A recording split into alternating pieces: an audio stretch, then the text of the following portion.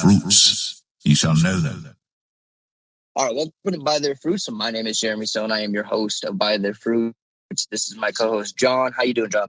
I'm doing well, Jeremy. Hope everybody's doing well out there this evening. God bless each and every one of you. Yeah, we got a special episode tonight. We got the boys from Sabbath at Midnight on here. If you haven't heard of their podcast, I suggest you go check it out because it's awesome. And you'll find very similar content to ours. And it's just good that we are able to connect with people who are like-minded and, love the Lord and do what they do for him. And I find that to be extremely important instead of just doing what you're doing for the follows and for the likes and for the money. You know what I mean? So this is special in my opinion. It's special to me that we're able to connect with these guys because they're awesome. They have crazy stories and testimonies. They've interviewed a lot of great guests that even when we want on our show, dude. So tonight's gonna be awesome. We got a whole lot of stories to tell, a lot of testimony to tell. And we're doing it all for the Lord. Yes, very much so, Jeremy. Well, we'll start off with, doesn't matter, either one of you. Hey, we'll do this. Hey, Dominic, you are the co-host of the Sabbath at Midnight. Could you let the audience know, who you are, what you do, and how you came to the Lord? Well, I'm, co-host now of the Sabbath at Midnight. Basically, kind of semi-retired right now. I spend my time mostly doing research on the ancient past and just trying to get more knowledge on the mysteries of what happened thereof, and trying to bring it to light, trying to bring truth into this world. There's so much out there that, a lot of them are confused about what they believe. And then you get into the ancient aliens and that whole mythos and the worship of the Anunnaki to this day, by people like Billy Carson, who's a heretic.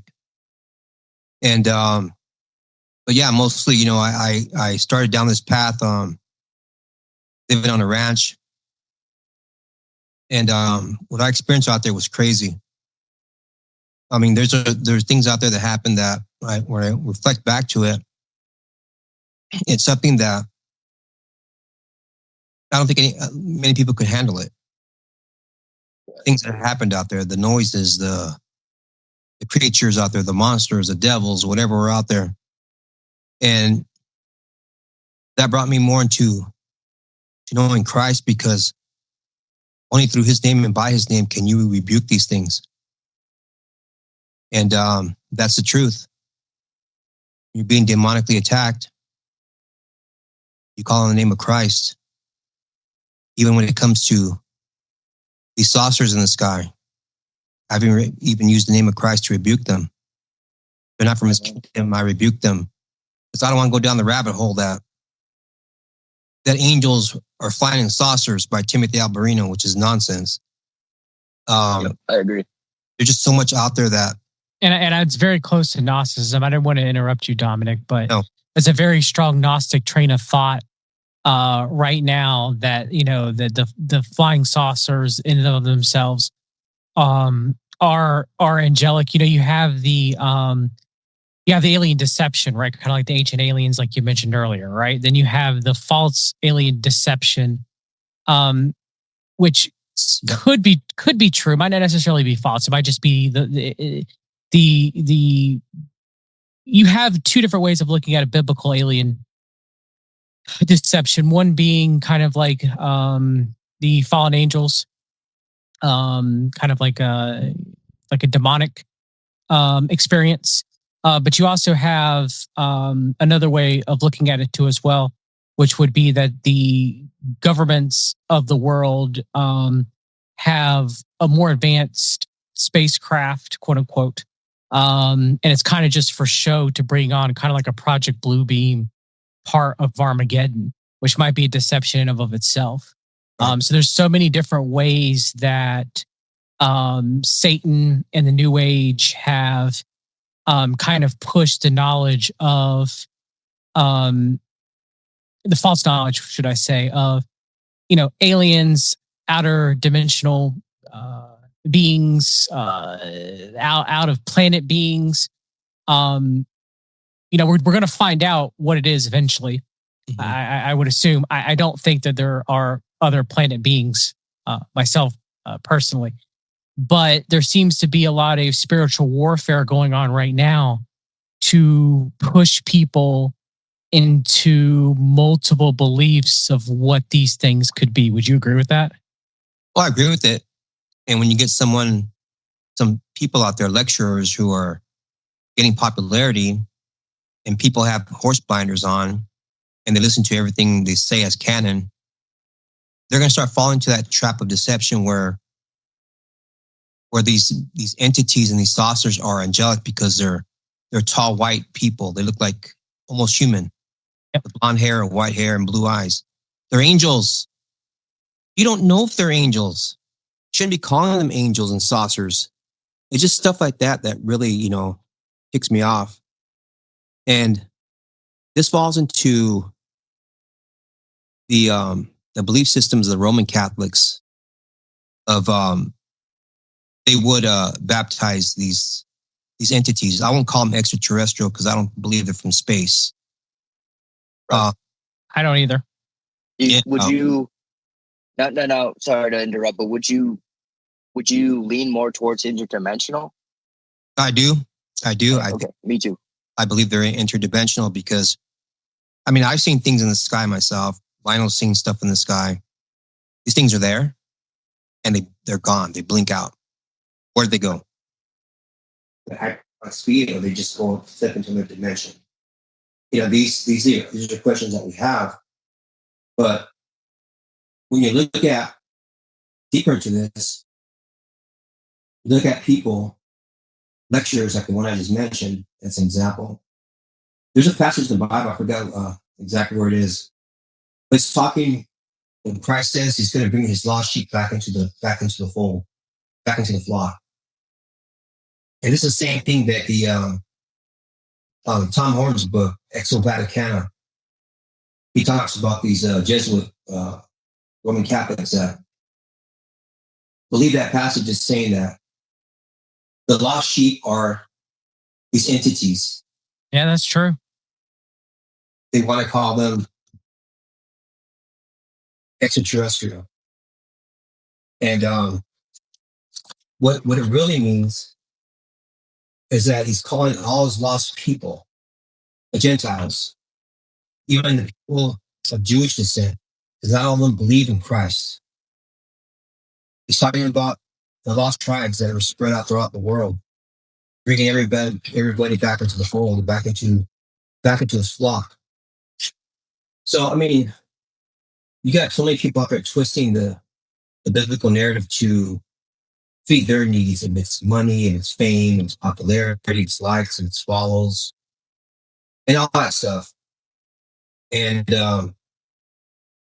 I'm just amazed at how many people get sucked down to that rabbit hole.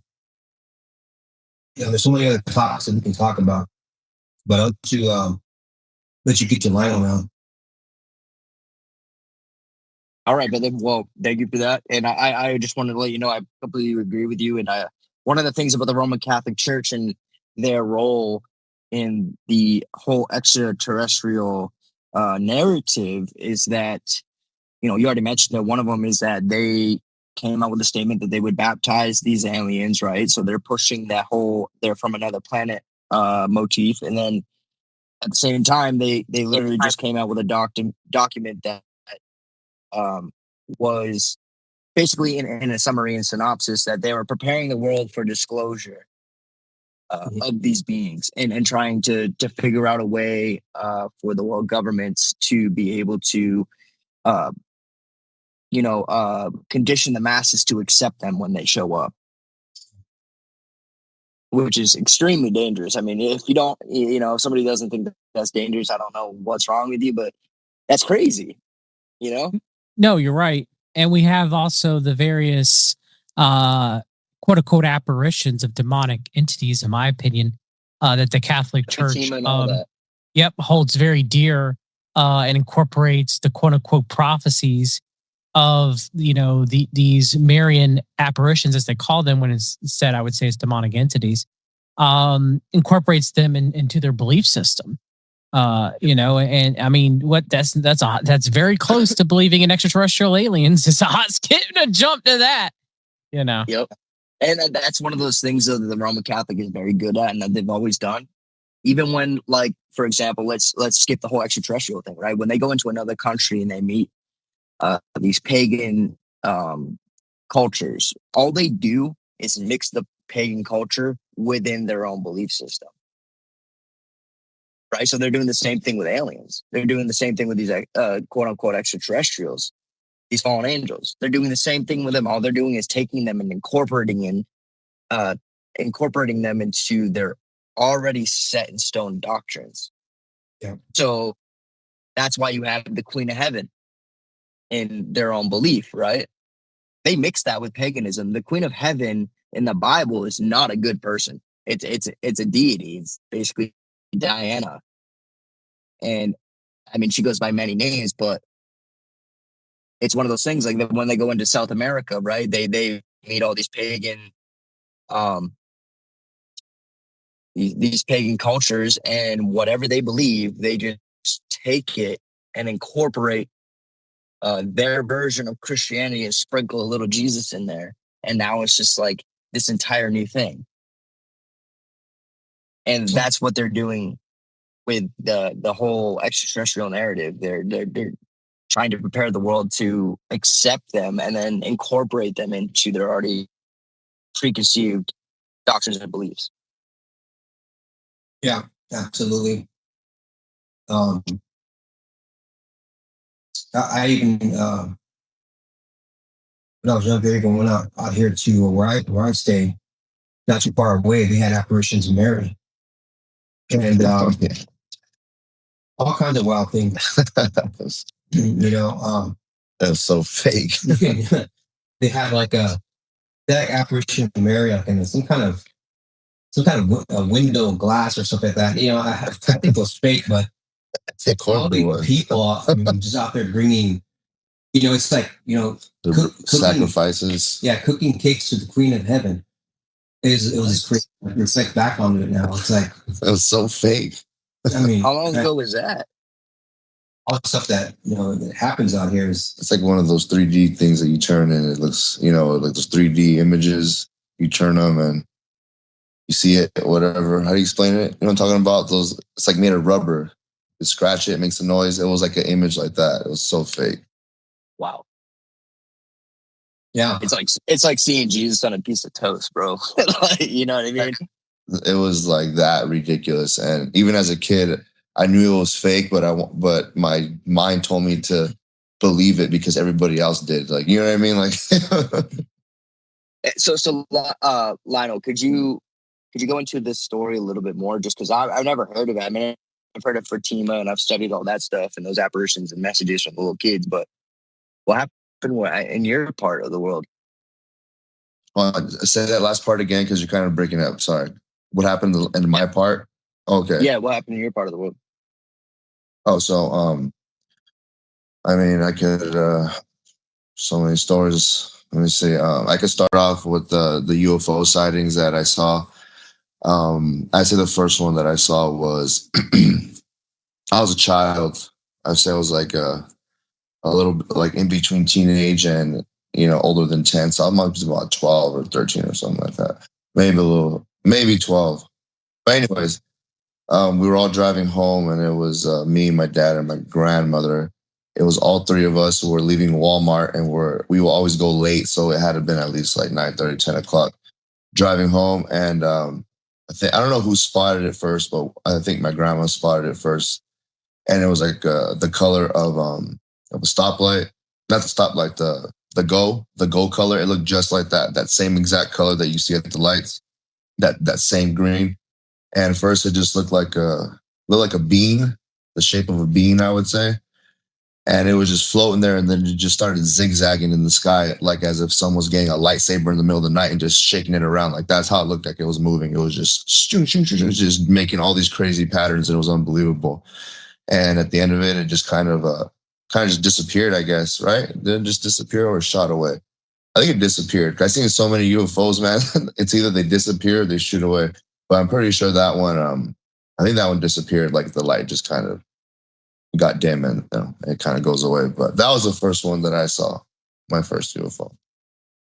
And now, did that experience at the time, like the age that you were, being, 11 or 12, 10 to 12 years old, like, what did you think about that? Did you grow up as a Christian or no? Yeah, I did. I grew up as a Christian, but still had no concept of what anything was. I was very young, and I kind of like the way I was taught in this Christian school. No offense to them, it was just a school a long time ago. They have a beautiful church today, and their pastors are very knowledgeable. But just the way the school was, the way it was worked for the arithmetics, like all the stories stuck in my head were like, if it was a math subject, like the subject would be like, what's 10 turtles plus 15 giraffes and Noah's boat equal, and had these little pictures, and the pictures just looked ridiculous. So I always had like this wrong picture of what the Bible was, like the Noah's Ark with the giraffe head sticking out of it and everyone stuffed in. So I really didn't believe, like when they said there was a giant named Goliath, I didn't take that as serious. I thought it was just a tall guy, but little do we know, some monstrosity. But so at the time, I didn't really have a good concept of what Christianity was, and I just thought it was aliens because that's all I could possibly link it to because of everything I see on TV at the time as a kid. Independence Day had already came out by this time, so I was already knee deep into all that stuff, and I liked it too. I used to be really into all that stuff, UFOs, ancient aliens. I used to love ancient aliens when it used to come out, like in the early 2000s. Man, I went down that road for a while before I became a Christian. After I had some demonic attacks, man, that scared the life out of me. Yeah, you know what's whack, dude, is that just to say it, dude, is like even the entire Ancient Aliens thing, that whole series is all based off of like Zachariah Sitchin's misinterpretation of the tablets that he had wrote a book about. Like most scholars today would laugh at Zachariah Sitchin for what he believes of the Anunnaki and all that stuff, in the ancient alien theory. And it's kind of wild how prevalent it became when that show came out, because I wasn't a Christian when I saw my first couple UFOs, but it already stuck in my mind that these were like extraterrestrials and possibly gods, like they possibly planted us here. Like that was my train of thought when I first saw it, because I didn't grow up as a Christian. No, I was agreeing with you. I had the same idea because that's what Ancient Aliens said.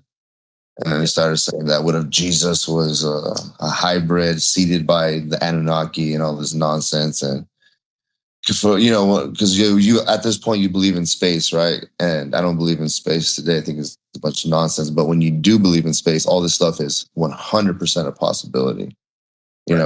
Because I don't know who created these, who created us, who created them, and the cycle goes on to the end of your ego madness, and you start thinking that we're going to be living on Mars next year. And so when I believed in that, it was all possible. But once I started looking up at the sky, and it looks just like a bunch of little lights, and when you get a telescope, you pull in the stars, they just look like these weird orbs with lightning through it going. You know what I mean? They look nothing like pictures that you see, but some of them look crazy, like a ball with like all this lightning or bolts coming around it. Some of them are spinning really fast, like a top. They look pretty wild. They actually look more interesting what they really look like than what these CGI photos are. They look actually way more crazy in real life when you look at them than they do on these dumb pictures. And man, I agree with you. And first of all, I want to say that if I talk at all during your talking on Zoom, it doesn't cut the other person off. So if this does cut you off at all when I kind of butt in, I apologize for that. Right. But I wanted to, I just want to say I agree with you, bro. And, the fact that if you study these like orbs and the description that you're talking about, and you see these other videos of like, people with P90, the P900 or whatever cameras they have, and they're zooming in on the stars, and they look like dancing bodies, like this light that's almost underwater, right? And they're dancing, and they got all these things in the middle of them, and they got all these colors and like lightning bolts that are kind of flashing through the middle. That's exactly what some of these orbs look like. Yeah, they look pretty crazy, especially Saturn, because Saturn does have like a little ring around it, but it's nothing like the ones they show you on the surfing the rings of Saturn. All this nonsense, but it does have like a weird, like it's the weirdest shaped one out of all of them. It's very interesting. So that's all very interesting to me. Who knows what Saturn is, because it's it's the most different looking one out of all of them. That's probably why it's so worshipped by the ancients, especially the Greeks. But yeah, man. So what's that? It looks like a little galaxy. You know how the galaxies look, like the little shapes? Because those things are real too. Are they, I don't think they're like, what do they say? There's like a trillion, gazillion suns and planets there. I don't think it's that, but there's definitely, when you look through a telescope, you can see those little swirls, those little galaxies, and it's crazy. Whatever, like, what are those too? That's also pretty wild. Yeah, we know the Bible calls them celestial bodies, right? Like, it's kind of and it's also like obviously there's like three. There's celestial bodies, terrestrial bodies. But the point I'm getting at is that the comparison there is that they're alive, in my opinion. Like, there's some sort of intelligence to them. And oftentimes in the Bible, angels are referred to as stars too. And I don't claim to know or understand the whole thing, but I do know enough to know that what they're trying to teach us ain't right. Like, it's definitely not even close to what they're trying to teach us. But what I want to do right now is I just want to start off.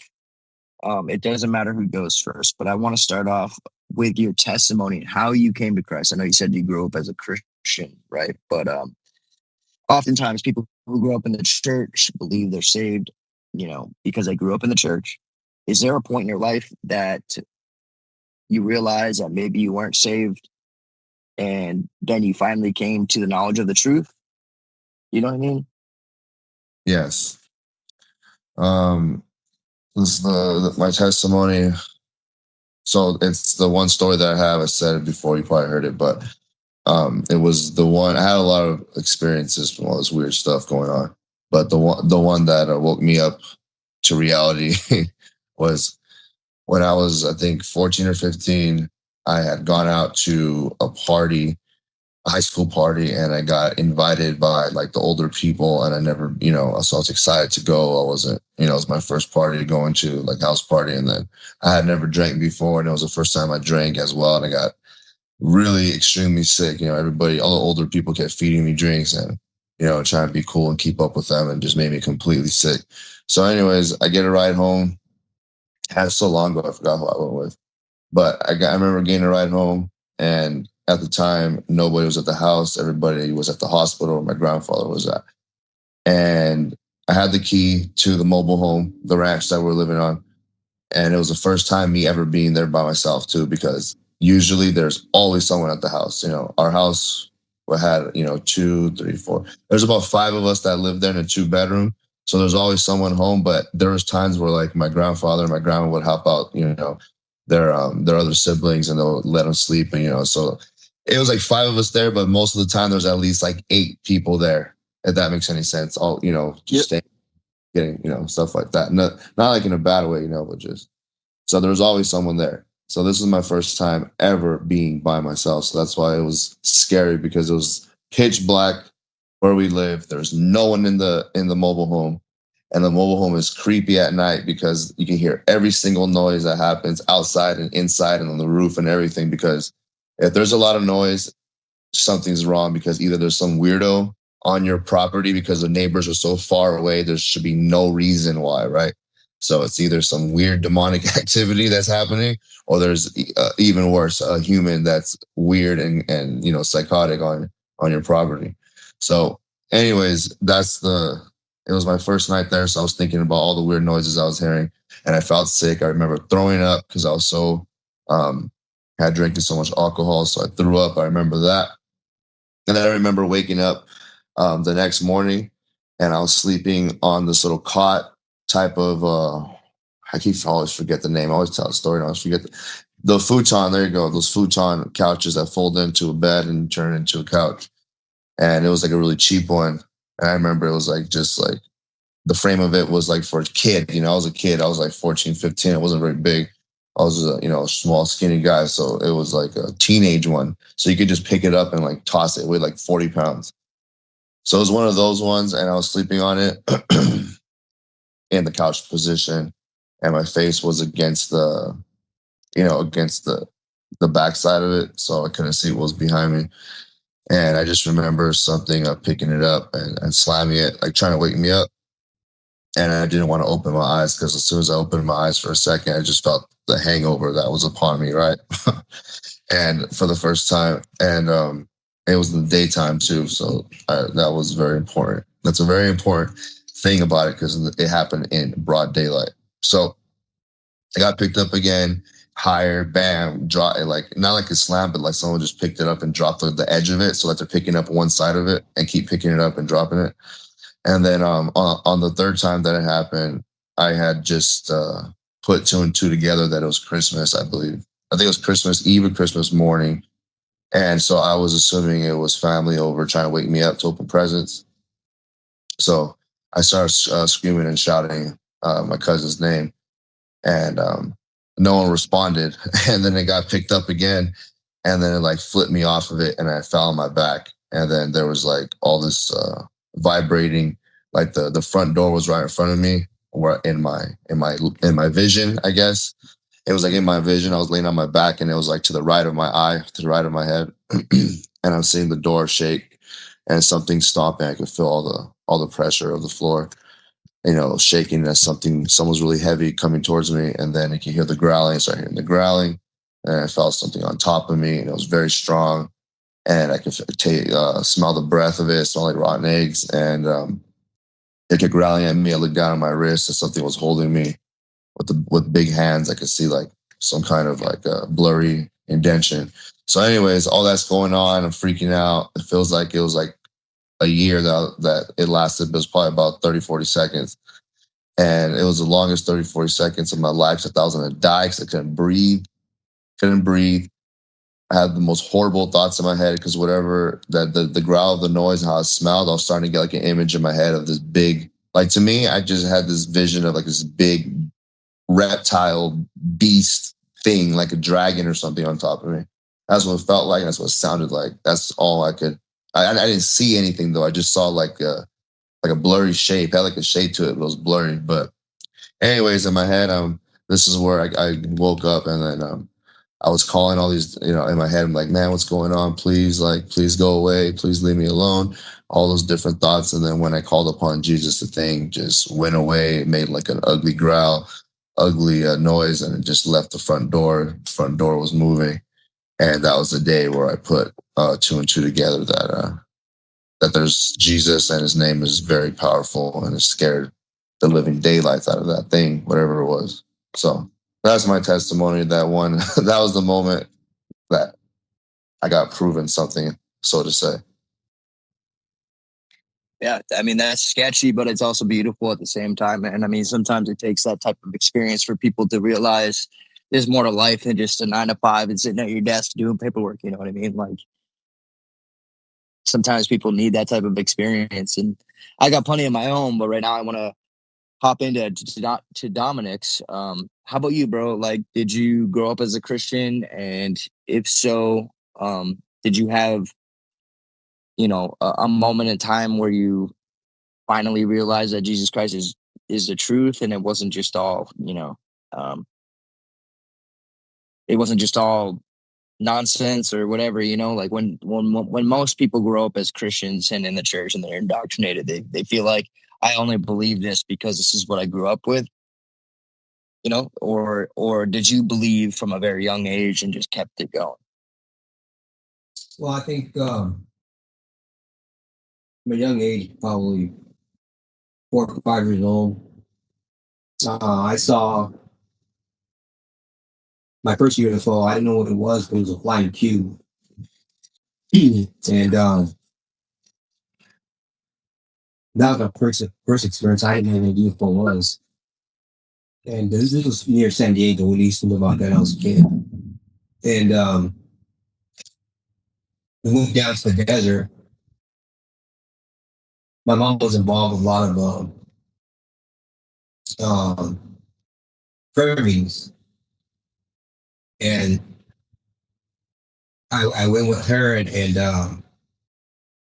just used to pray with them and all that stuff that goes along with it. And so, I mean, I knew that there was there was Christ at a very young age. And I know it was power when out of the backyard one day, a cat was mauling a bird.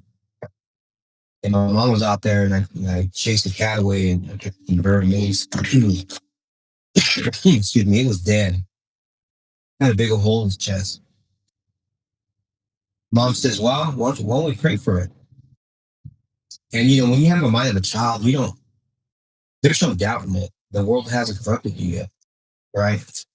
So started praying for it. And I pictured Jesus in my head. I was asking him to heal this little bird. And I don't know if it was a minute or how long the time was. My mom says, look, looking around. And the hole in the chest was closing up. Flesh was growing back. Feathers were growing back. Bird stood on my hand and flew away. So later growing up, moving on to the ranch, life gets in the way. You get influences by others and you get caught up in ancient aliens and UFOs and some other things, high school, all that stuff, girls and parties and, all that entails. And I think that a lot of people fall back at times. They lose their way. And, but not fully. I didn't lose my way. But on this ranch, what woke me up was listening to too much heavy metal back in the days, back in the 80s. Iron Maiden and some other bands, Judas Priest. And music changes your DNA, changes who you are. When I saw my face, a lime green, one day listening to, I think it was Iron Maiden, 666 Number of the Beast. I knew right there and then. Yep. What's that? Oh, I was just agreeing with you. That's something I noticed when I was a kid too. Is I grew up with a lot of 80s music when I was young, and I noticed that they were extremely satanic, and everybody tried to explain it away as, oh, this is all for attention and blah blah blah. It's like Ozzy and all them. It's like you guys are blind. Ozzy's another one I can't stand to this day. And but back around the 80s, I liked Ozzy, but now every once in a while I hear his music come on, I just shut the radio off or just change it. I just can't listen to that whiny voice anymore. And so I got rid of everything with heavy metal like that, Iron Maiden. And but I started seeing black apparitions, sleep paralysis. One night I went out, hang out with my older brother and his friend. Spent the night at his place. He had a mobile home somewhere in, I don't know, they just stayed there, Palm Springs, I don't know, one of those places. And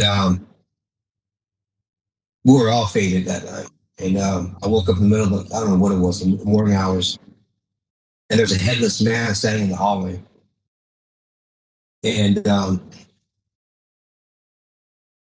was like, wow, it's weird because when you see something like that, you see it, but you don't run. You just fall back asleep. It's like some kind of hypnosis. And the next day, I asked the guy who owned the place, said, "Hey, man, you know what I saw last night?" He goes, "Yeah." He goes, "Yeah, people have seen that here." So there's some people want to call these souls of dead people who haven't gone forward, but I don't believe that. I believe these are demons that are very ancient, especially on the ranch. Whatever's out there had been some kind of ritualistic land at one time back in the past. Might have been natives, might have been maybe people before them, an unknown race. But out there was there was some kind of monster out there. It made a shrieking sound. It was this makes you believe in Christ, believe me. This thing, the shriek would make. I think Michael Heiser called it the best, the howler. It has to do with Lilith and the owl, and the owl symbolism of that, the iconography. And whatever this thing was, it was haunting us. It was disturbed because I guess we had a home on the land, and there'd be nights where I'll be laying in bed and it'd be, howling, shrieking like a woman crying and a goat being killed and a chicken crowing. It was a weird sound. I can't even describe it. But what this sound would reverberate to your soul, to your body. It wasn't just a sound you hear that scared you, it went right through you. And I knew it wasn't good. We're out there with my shotgun. We're on a hill that was cleared of all brush. So there's no animal can hide behind any bushes because coyotes out there. Go up at the spotlight, nothing. Mind you, this thing sounded like it was 20 feet from the window. Nothing out there. Walk down towards the bottom, towards the edge of the hill, search the spotlight, nothing. Nothing can hide out there. As soon as I closed that door, it was right there again, like 20 feet from the back window again. Dogs, pit bulls, German shepherds, Dobermans all running inside or cowering at the front door, the opposite side. This thing, it was something evil, obviously. And I did get a glimpse of it one night. It's the China's trees. It's a big black figure. It was very big. It's across the street. And these things are real. And it had to be something generational there on that land. It had to do with the people of the past that lived there. There's a lot of scorched earth there where they bake their food and clay pottery and arrowheads and bones and all kinds of weird stuff out there. And now, is this the place that because I think I've heard you guys talk about it quite a bit. This is the ranch that you're digging a foot into the ground and all of it is burnt, right? And you guys find like bones wherever you dig, there's bones, and wherever you dig, there's evidence that there was like a major fire going on, right? Is this the same ranch? Yeah, that's okay. Wherever we dig pretty deep, there's like red sand all over the property.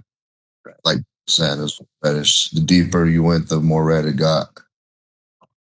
Find Indian pottery, stuff like that, seashells, arrowheads. Me personally, arrowheads. One arrowhead, a lot of pottery, a lot of seashells. Seashells it was easy to find seashells up there. Like easy. There's like a whole field of them. Now, where was this? If you guys don't mind. Like what state at least? California, Bermuda Dunes. Okay.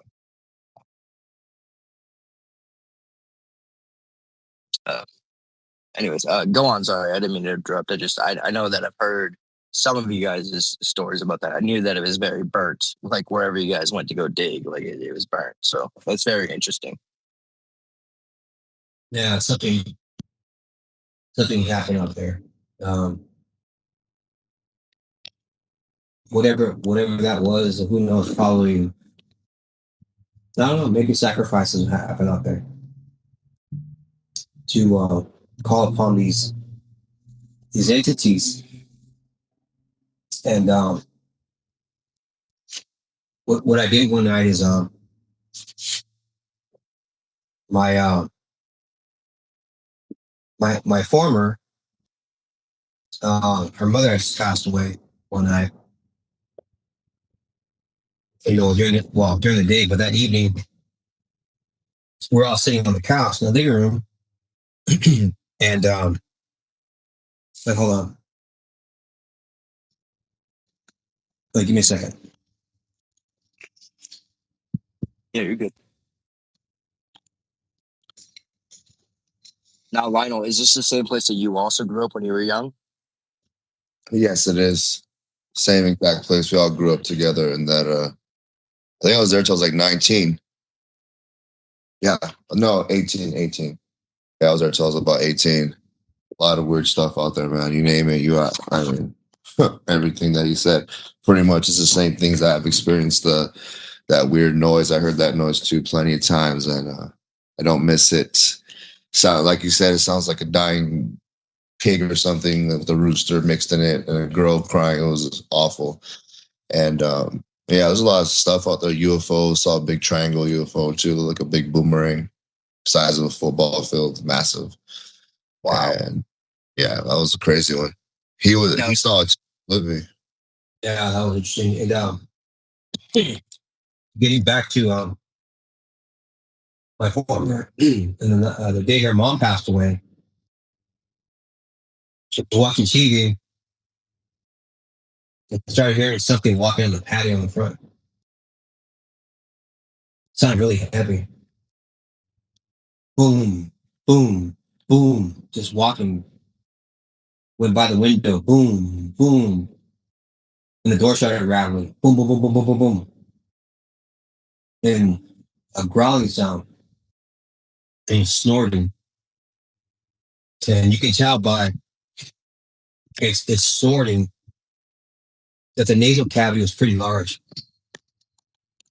There was some kind of giant monster out there, a demon.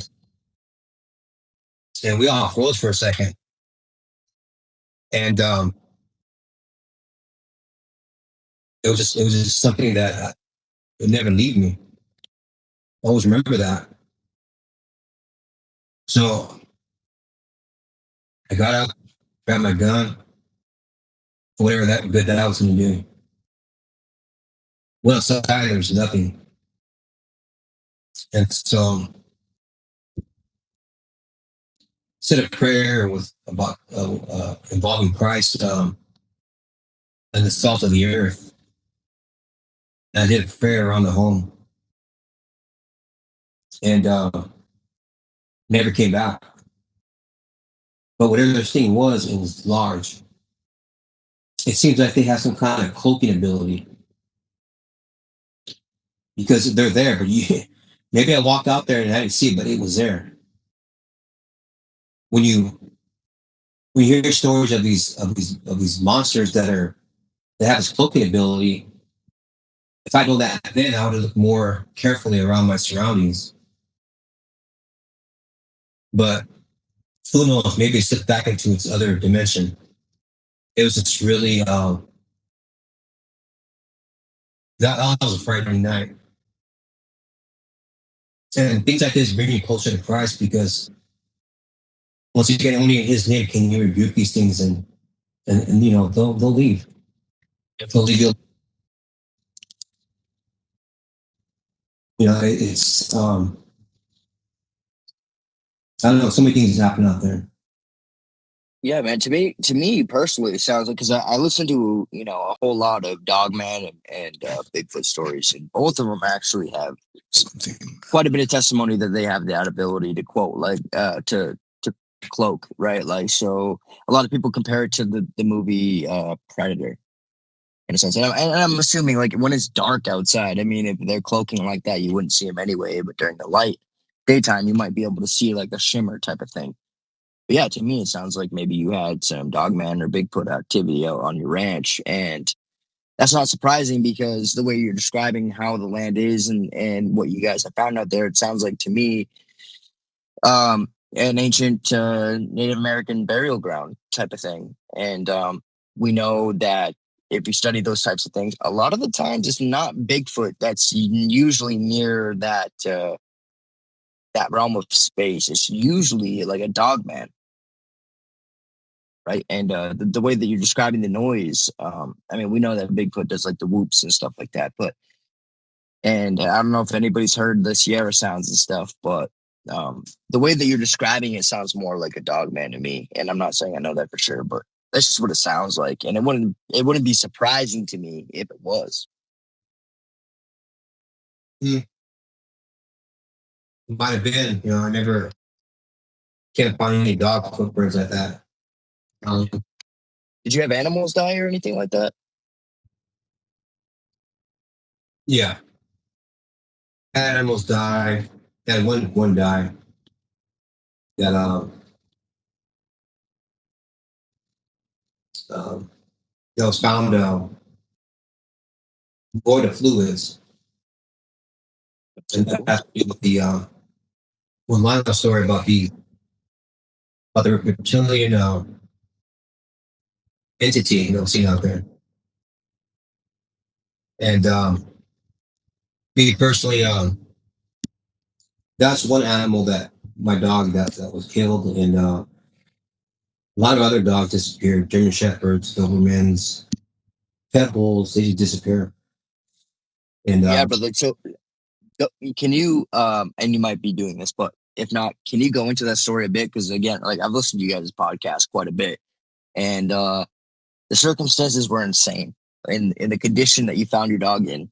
Could you just go into that just a little bit so that the audience can know what was happening there?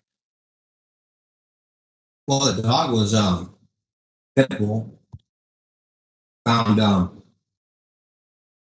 in the four-way stop, corner of the property. It was looked like it had been dead for a long time. It was the carcass. It was just skin.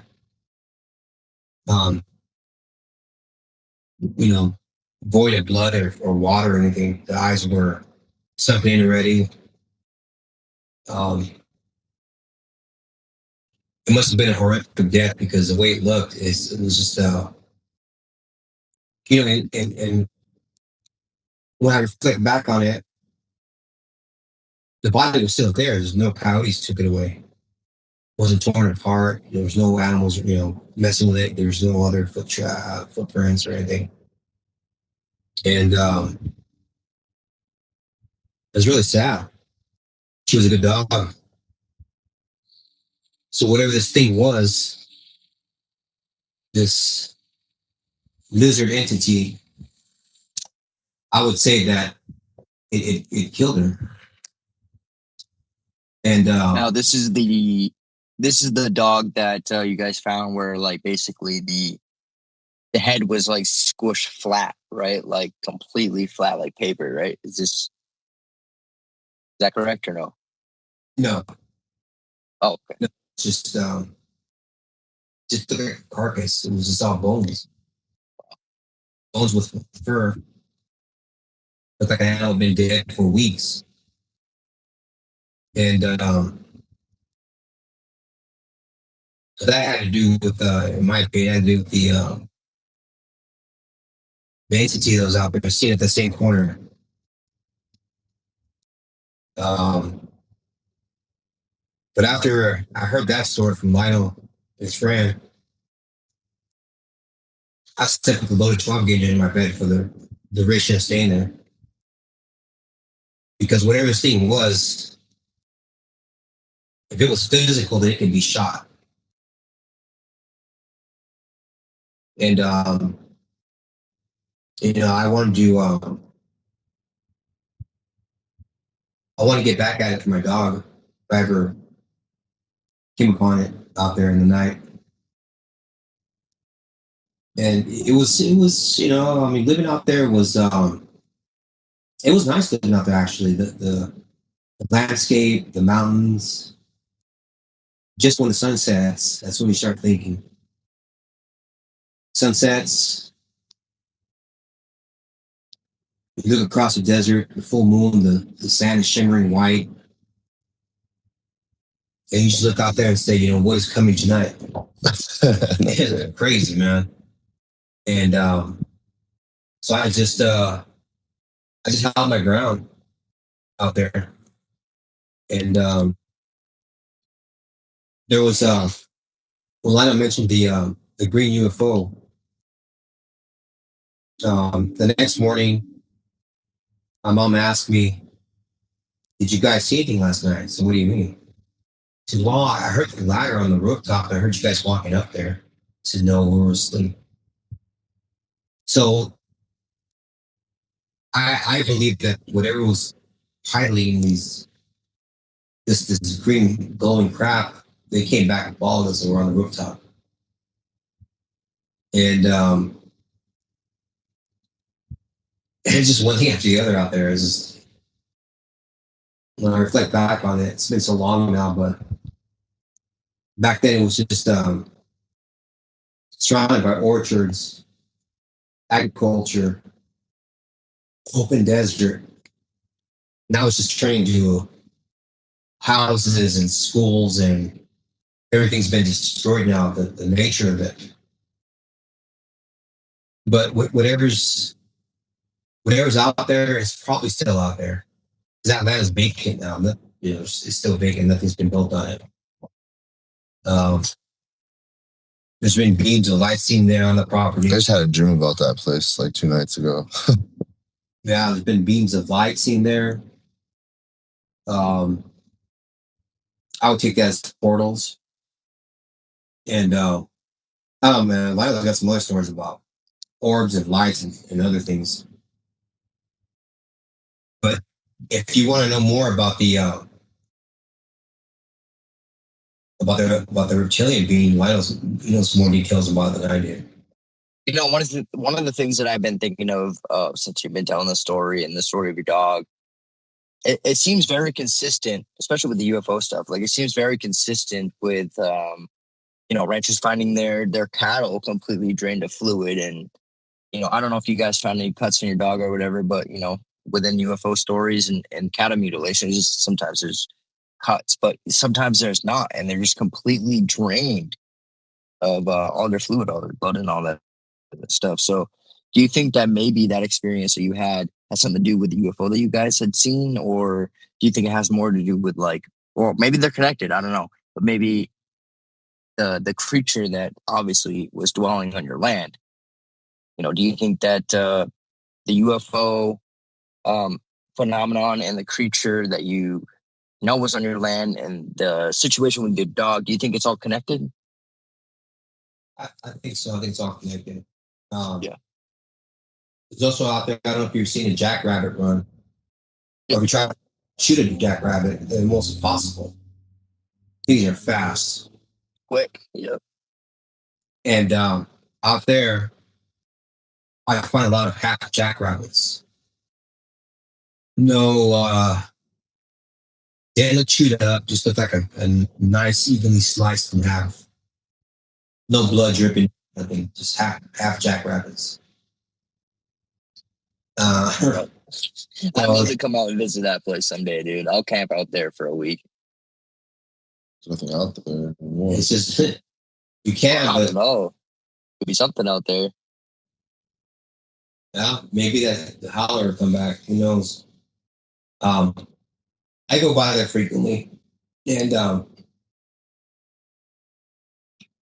you go visit my sister. She has a house back there. They built a bunch of houses way back there, about 1 mile away, 2 miles away. And yeah, I don't know. It's just a mystery there. There's whatever bones found, they built a high school on that football field. And I'm sure they get some weird stuff happening there at high school. Wouldn't want to be the coach during football practice in that school, dude. I'll tell you that. Oh man, And when they were preparing their new roads out there was an archaeological dig out there, a property down the street. And whenever you have one of those digs, that means they found bones. Right. And they just remove them, I guess, and go about their business. But that whole area there, I mean, I believe it was probably a lot of little villages out there in the past when the water line was up here. It was higher. It was part of the Sea of Cortez at one time. Back in the days of the Spaniards. So this had to be 400 or 500 years ago, probably the earliest when the water line was still here. Maybe even further beyond, maybe 1,000 years ago. And these are people's. These are Aztecas. These are the Aztecs that migrated north because the Agua Caliente Indians here adopted that language. Yeah, I forget the correct term of it, but it's an Aztec type of language. And so I think that, and with the Aztecs, they believed in all these gods and all this worship and total. So they brought all their ritualistic beliefs up here. Yep. And these gods followed them. That's what I think happened on that ranch. Yeah, I mean, it makes sense to me that that principality that was once over them where they lived and they built civilizations and stuff. And when they migrated up here, that they brought them with them because they were so important to them, like again, Quetzalcoatl is the serpent god for them, right? And it desired human sacrifice. And that's one of the gods that you see. Like, I live in New Mexico now, right? And a lot of people know about the Native Americans here. And I cannot, for the life of me, remember the tribe that was here that all of a sudden just, vanished, according to the evidence. But it's one of those things where even down here in New Mexico, you go to these pueblos, right? And there's 60-foot cliffs and you're 50 feet up, and they have these dwellings, and then inside of the dwellings, on the wall, they're putting these hieroglyphs in that tell a story. And they found like Quetzalcoatl pretty much coming through a portal. Yeah. Right. And I would assume that they're not the only ones that were influenced by this principality. And if they moved up to California, that's where it's going to go too. I mean, America is basically based off of that type of stuff. America, the whole etymology of the word is like the plumb serpent. That's what the word means. Yeah. The plumb serpent is like the principality, basically, of America. And it makes sense when you look at everything that's going on and you look in history and see the past and all that stuff too. One thing I didn't know, though, is that wherever you guys were dwelling, there was once a sea there. That's pretty interesting. Oh, yeah. Yeah, there was a sea here at one time. That's why there's the desert. You can still find some places now where there just hasn't been any construction been disturbed. So I find seashells. There's water lines on some of the mountains that remain. A lot of fossilized coral. And just a lot of history here. Right. It's very, very ancient. And that's where we get our groundwater from, the ancient sea. It's really natural. So it's just, is it just filtered through all the rocks and stuff like that underneath the ground, like all the, I don't know what kind of rocks they are, but I know that like water is filtered through all the sediment and all that stuff, or you can drink it. But even seawater, it takes out all the salt. All the salt. Yeah. Yeah, that's exactly what it is. That's great. And, there's up in these mountains, there's also a lot of petroglyphs of spirals and just other, I don't know what it means, a bunch of weird writings on the etched in the fossilized coral. So I asked Jonathan Dover, the Navajo Ranger, about that. And he said that the spiral represents the native beliefs of portal. So these ancient people were seeing portals. Wow. And when I was scouring this part of this mountain, finding the portal, the fossilized portal, it looks like a handprint of a giant with 6 fingers. Figures. And, it's on my page on Instagram. And so whatever, so the possibility that there were giants here too. Giants in these mountains up here. Because there's also fish traps too. Fish trap is a circular enclosure of rock, of boulders that when the water line comes up, the fish swim in it, and the water line recedes, the tide goes low. The fish get trapped in there, and that's how they caught their fish. And that's one way how they caught the fish. And when I was researching a show on from the conquistadors, I read that the giants employed that technology of catching fish too. So there's possibility that these fish traps were probably made by the giants, and the natives repurposed them, and then academia, the archaeological academia says, oh, well, the natives made those enclosures, but these giants also made them too. So out here, I mean, there's a lot of rocky desert mountains, but where I found this handprint, if you have the stamina to hike, which probably they did, there's pine trees up there. There's cool weather up there. So I conjecture that there's probably bones of dead giants up in those mountains, maybe even caves. But me personally, I can't do that anymore. I can't. I just the hiking and that stuff that I can't do that anymore. That's rough terrain.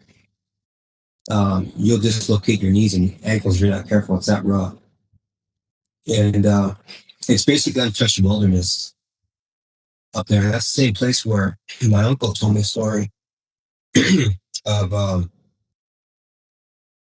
he found that he was hiking up there when he was younger, and he's long gone now. And he told me a story of a rope that was huge, a really large diameter rope that was very old,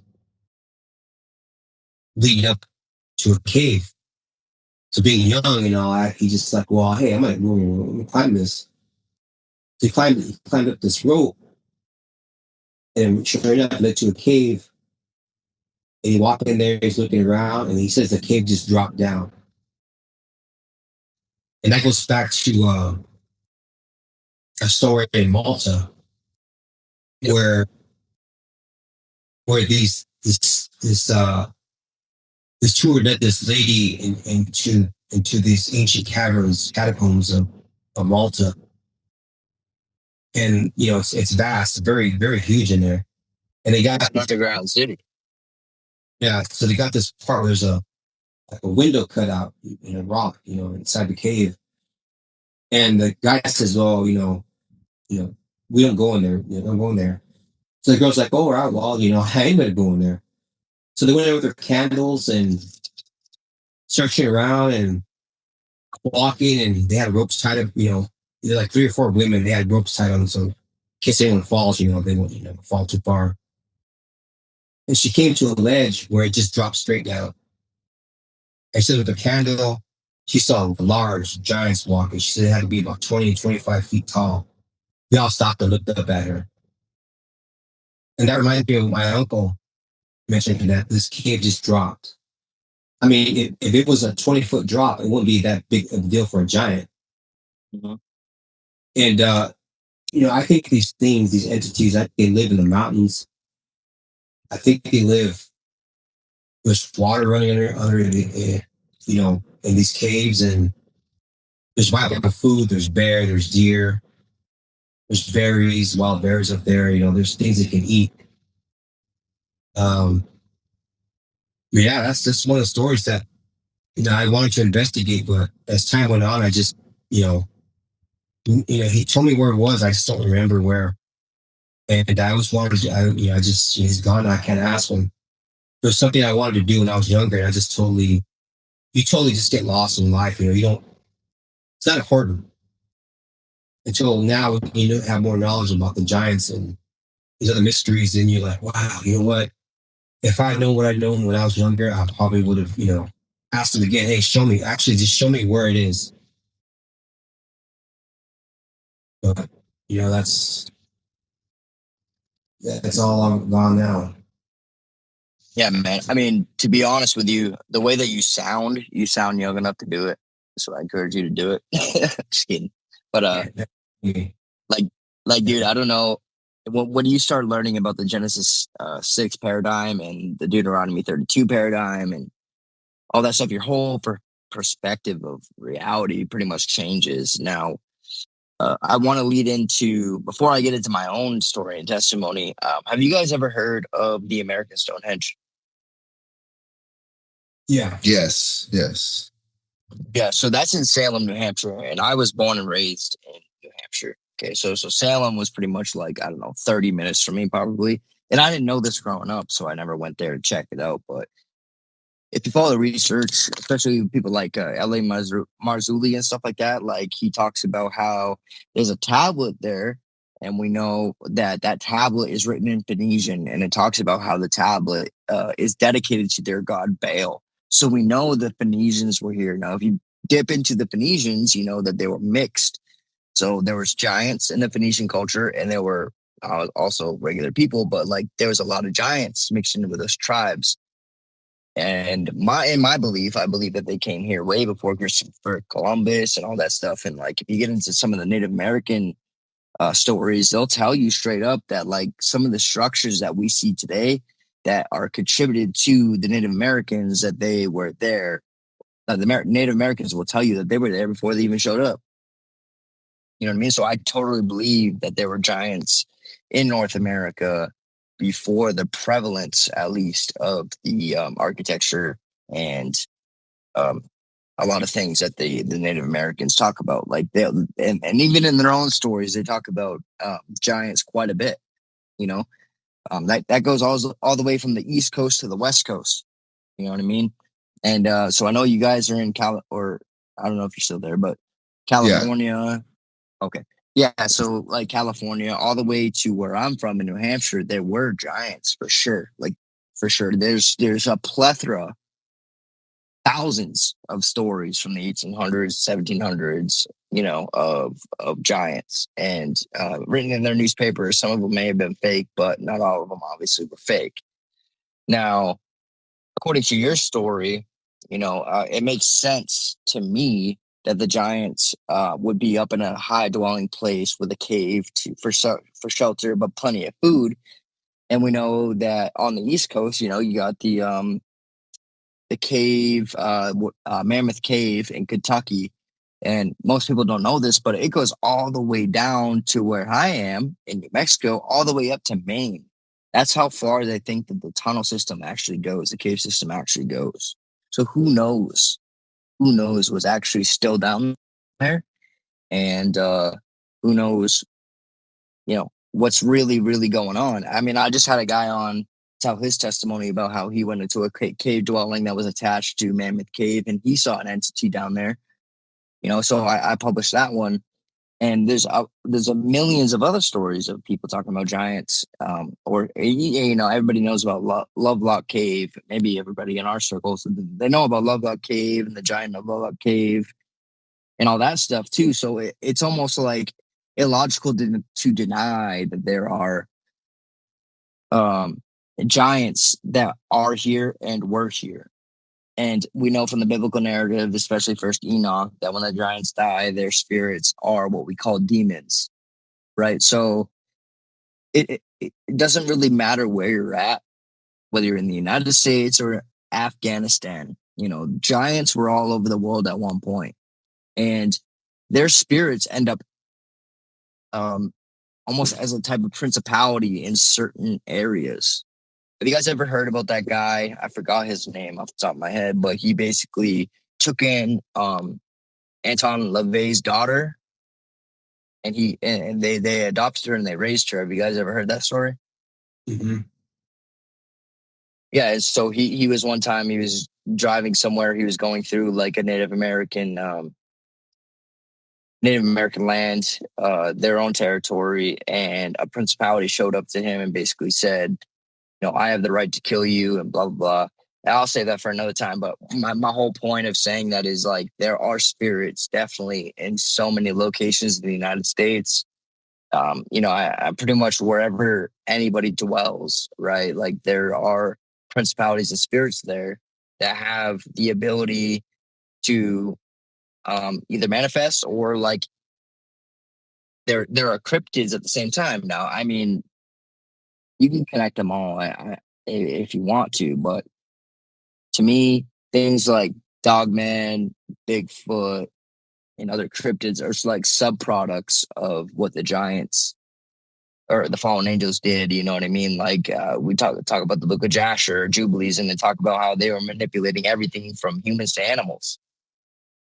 And I think that happened all over the world. So it doesn't surprise me that where you guys are, and even where I live, there's a whole lot of paranormal things going on. If you go down to there's a certain place in New Mexico that has like they talk about an underground base, and where this location is, they talk about how there's a ton of Bigfoot sightings, ton of UFO sightings.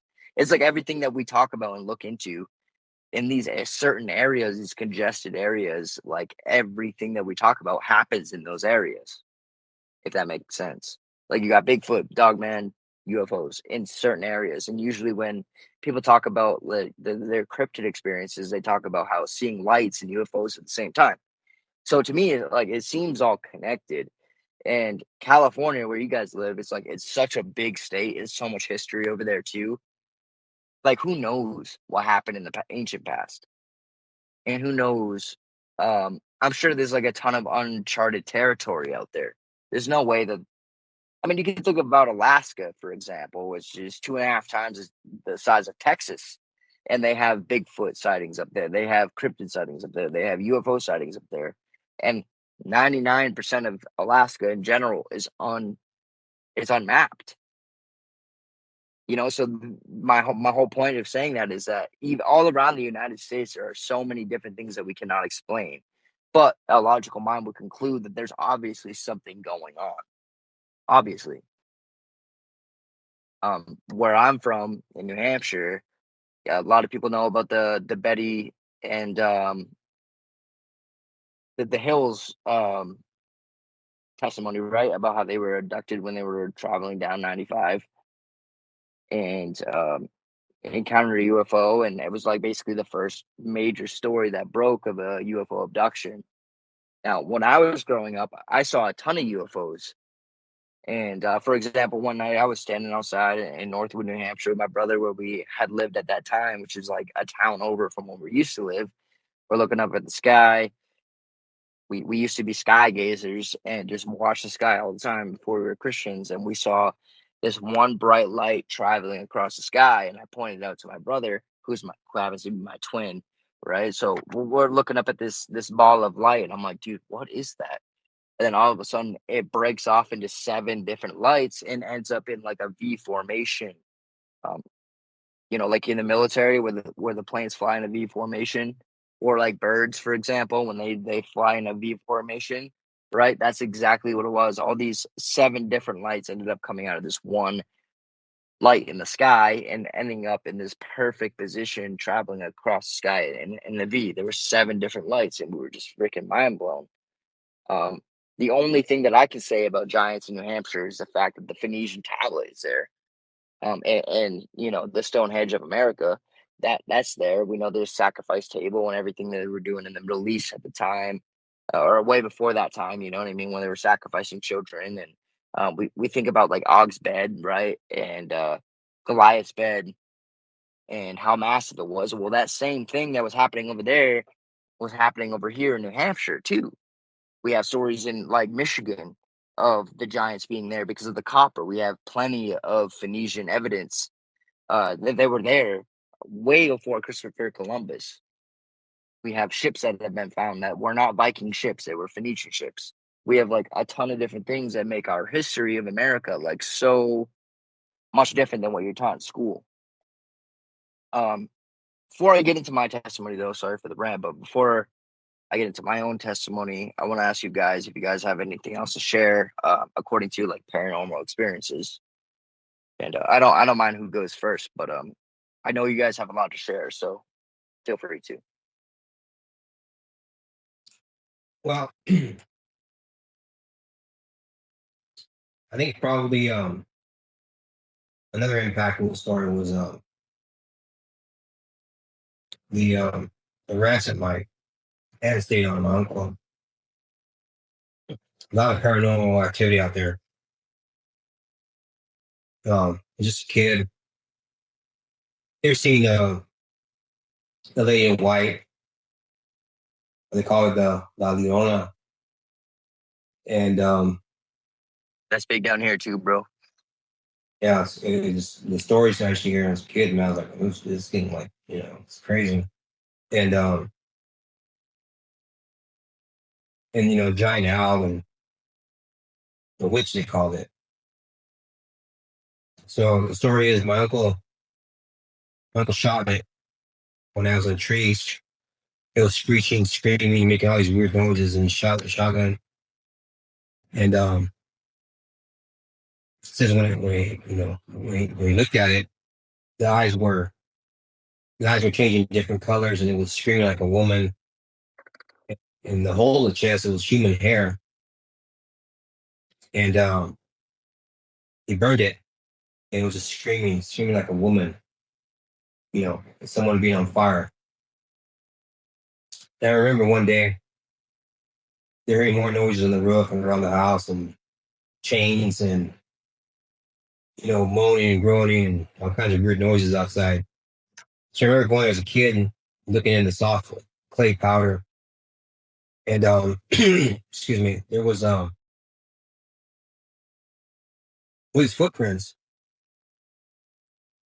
They were some were size of a baby, some were adult size, some were missing toes, some were clubbed, some were flat-footed, some would morph into big giant claws, walk around the house, circle. I remember clearly seeing the hoof prints. It wasn't 4 legs, it was 2 legs. You can tell. So what this thing was, it was walking around the house, and it was the only one that led back to a barn. With some kind of like Gary Wayne calls them devil goat gods. And there's some things that in life that you forget about, and there's some things you don't. These are one of the things that I didn't forget. I didn't forget that. Didn't forget the howler. Didn't forget the giant rattling the door trying to get in. Just certain things you don't forget. And those bring you back to Christ, because he's the only one that can protect you. The more you get into Christ, the more these things attack. And that's my testimony. And people out there who are lukewarm, and when we die, there ain't no second chances, man. You had your chance here. You're listening to this podcast right now, telling you Jesus Christ is your Redeemer. He's the way in the life. And if you don't heed to those words and study him, and something happens to you, remember, you had that chance and you heard my voice. You have to believe that when Jesus was crucified, he was put in a tomb, the Father God raised him back from the dead, and he ascended back into heaven, sitting on the right-hand side of God. If you believe that he was resurrected and you'll be saved, it's in Romans. You have to really believe it. You can't just say it. And that's my testimony. Leaving out all this other stuff, UFOs and blind extraterrestrials and angels and saucers and all that nonsense. Nothing Bigfoot, dog man, none of that stuff matters. It's interesting, but none of it really matters. What matters is focusing on Christ, because when this game is over, he's the only one that's going to save you from all this. Amen. No other conjecture. Yeah, amen. I agree with you, bro. I think that it's when you like discover this type of thing, like Dogman, Bigfoot, cryptids, aliens, UFOs, all that stuff. Like it makes it changes your paradigm in a way. But if like when you're looking at it from a biblical perspective, it just makes the Bible come alive a lot more. So I think that because it's all connected, it's important. But at the end of the day, what really matters is your relationship with Jesus. And Right. what I find interesting is that Christ makes this, Paul makes this statement about Christ and how everything is he has dominion over everything, seen and unseen. Right. And that's why to me it's so interesting when you hear stories about Bigfoot, Dogman, UFOs, when they're able to be rebuked in the name of Jesus Christ. It shows that this is more of a spiritual matter than a physical matter, in my opinion. And that there's something more to it. Like it's not like Bigfoot's just a gorilla, dude. You know what I mean? Like he's not just an ape that lived a long time and survived throughout all these years, survived the flood, survived the ice age, all that stuff. I think that it's a lot deeper than that. And although it's fascinating, I agree with you that at the end of the day, it's really not the most important thing. Jesus Christ, life, death, resurrection, and your relationship with him and your faith in him is what truly, truly matters. But again, like it all connects, you know what I mean? It all connects in some way to the biblical narrative. Right. And we read the Bible, Ephesians, that there's power and principalities. So they're in the heavens, they're on the earth, and in the earth. So these entities are everywhere. And I get the fascination with these cryptids, I do. But it comes to the point, in my opinion, where some people start idolizing them. Yeah. They start, getting people into wearing their t-shirts and big t-shirt with sunglasses on and all this other idolatry, straight idolatry. When you start going for these things, you're asking for trouble. Oh, they saved a child. Well, yeah, did you know in Alaska they slaughtered a bunch of men? I mean, there's a my hypocrisy don't go so far when it comes to cryptids. And I think it's fascinating because it's an unknown. People want to know where, as human nature, we're curious. We want to know. We want to know what a dogman is, what a Bigfoot is, what the zoo is. Supposedly some secret base where these things are being held or being recreated. And I forgot where I got that from. I think it was the late Scott Parker. And I think it was Scott Parker. And so these things, they are real. I personally wouldn't go look for them. I wouldn't venerate them. I wouldn't wear a shirt that has their face on it, even if it's colorful and supposed to be fun. Because what would Christ say if you walk around with a shirt with Bigfoot on it? Idolatry, you're idolizing it, man. Right. I mean, you're wearing a Bigfoot shirt, but you wouldn't wear a shirt that has Jesus on it. Yeah. Not that either of those things are okay, to be honest, in my own opinion. I think that we should make images of God in any way, but you know what I mean? Yeah, I mean, it's like, I like the name of your podcast, if it's a narrative. And I just don't a lot of podcasts that promote themselves to be Christians, they're a lot of idolatry now. And I'm not, people say, well, you shouldn't pass judgment on your brothers. Well, the Bible says you pass judgment righteously. I'm not dogging them out. I'm just calling out what they're doing. And I'm doing it righteously. You're getting people confused here. You're getting confused. These entities are friendly that, you should go look for them. Go have, a picnic for them. Or call down on a saucer and have breakfast with your brothers, the elder race. I mean, listen to this stuff and like, I don't get how people just follow this stuff and eat it up. It's just man, it's just so wild. Yeah, man, things have been twisted quite a bit. Yeah, quite a bit.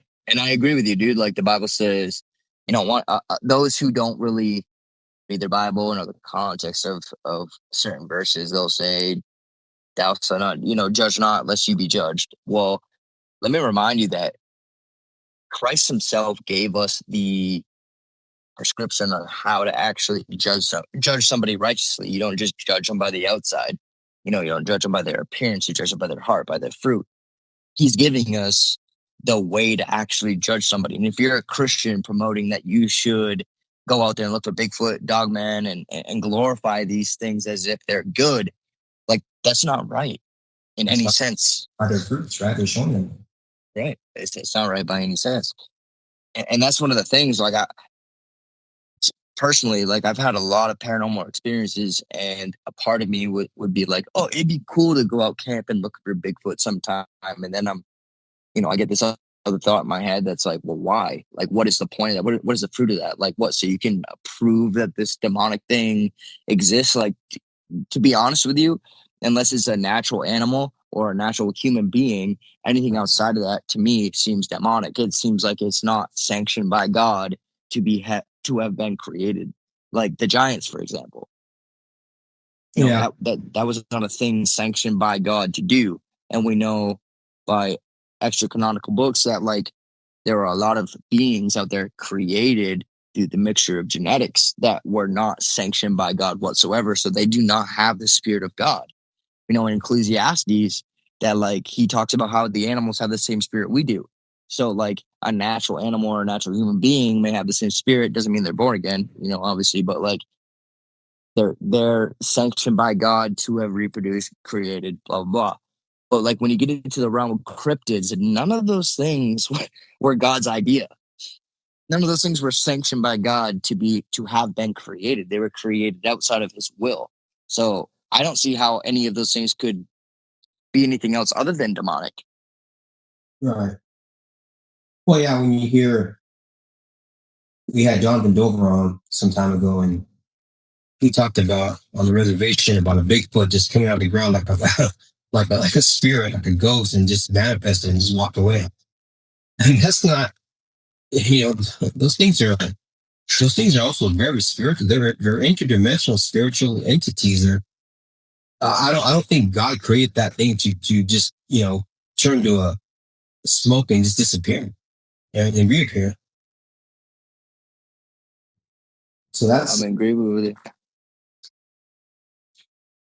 Now, Lionel, I know you've been sitting there on the sidelines for quite a while, and I just want to let you hop in here and say whatever you want to say, dude. I know that we're on the topic of like cryptids and stuff, but if you want to share anything that you feel like is on your heart at this moment, like go ahead and share it.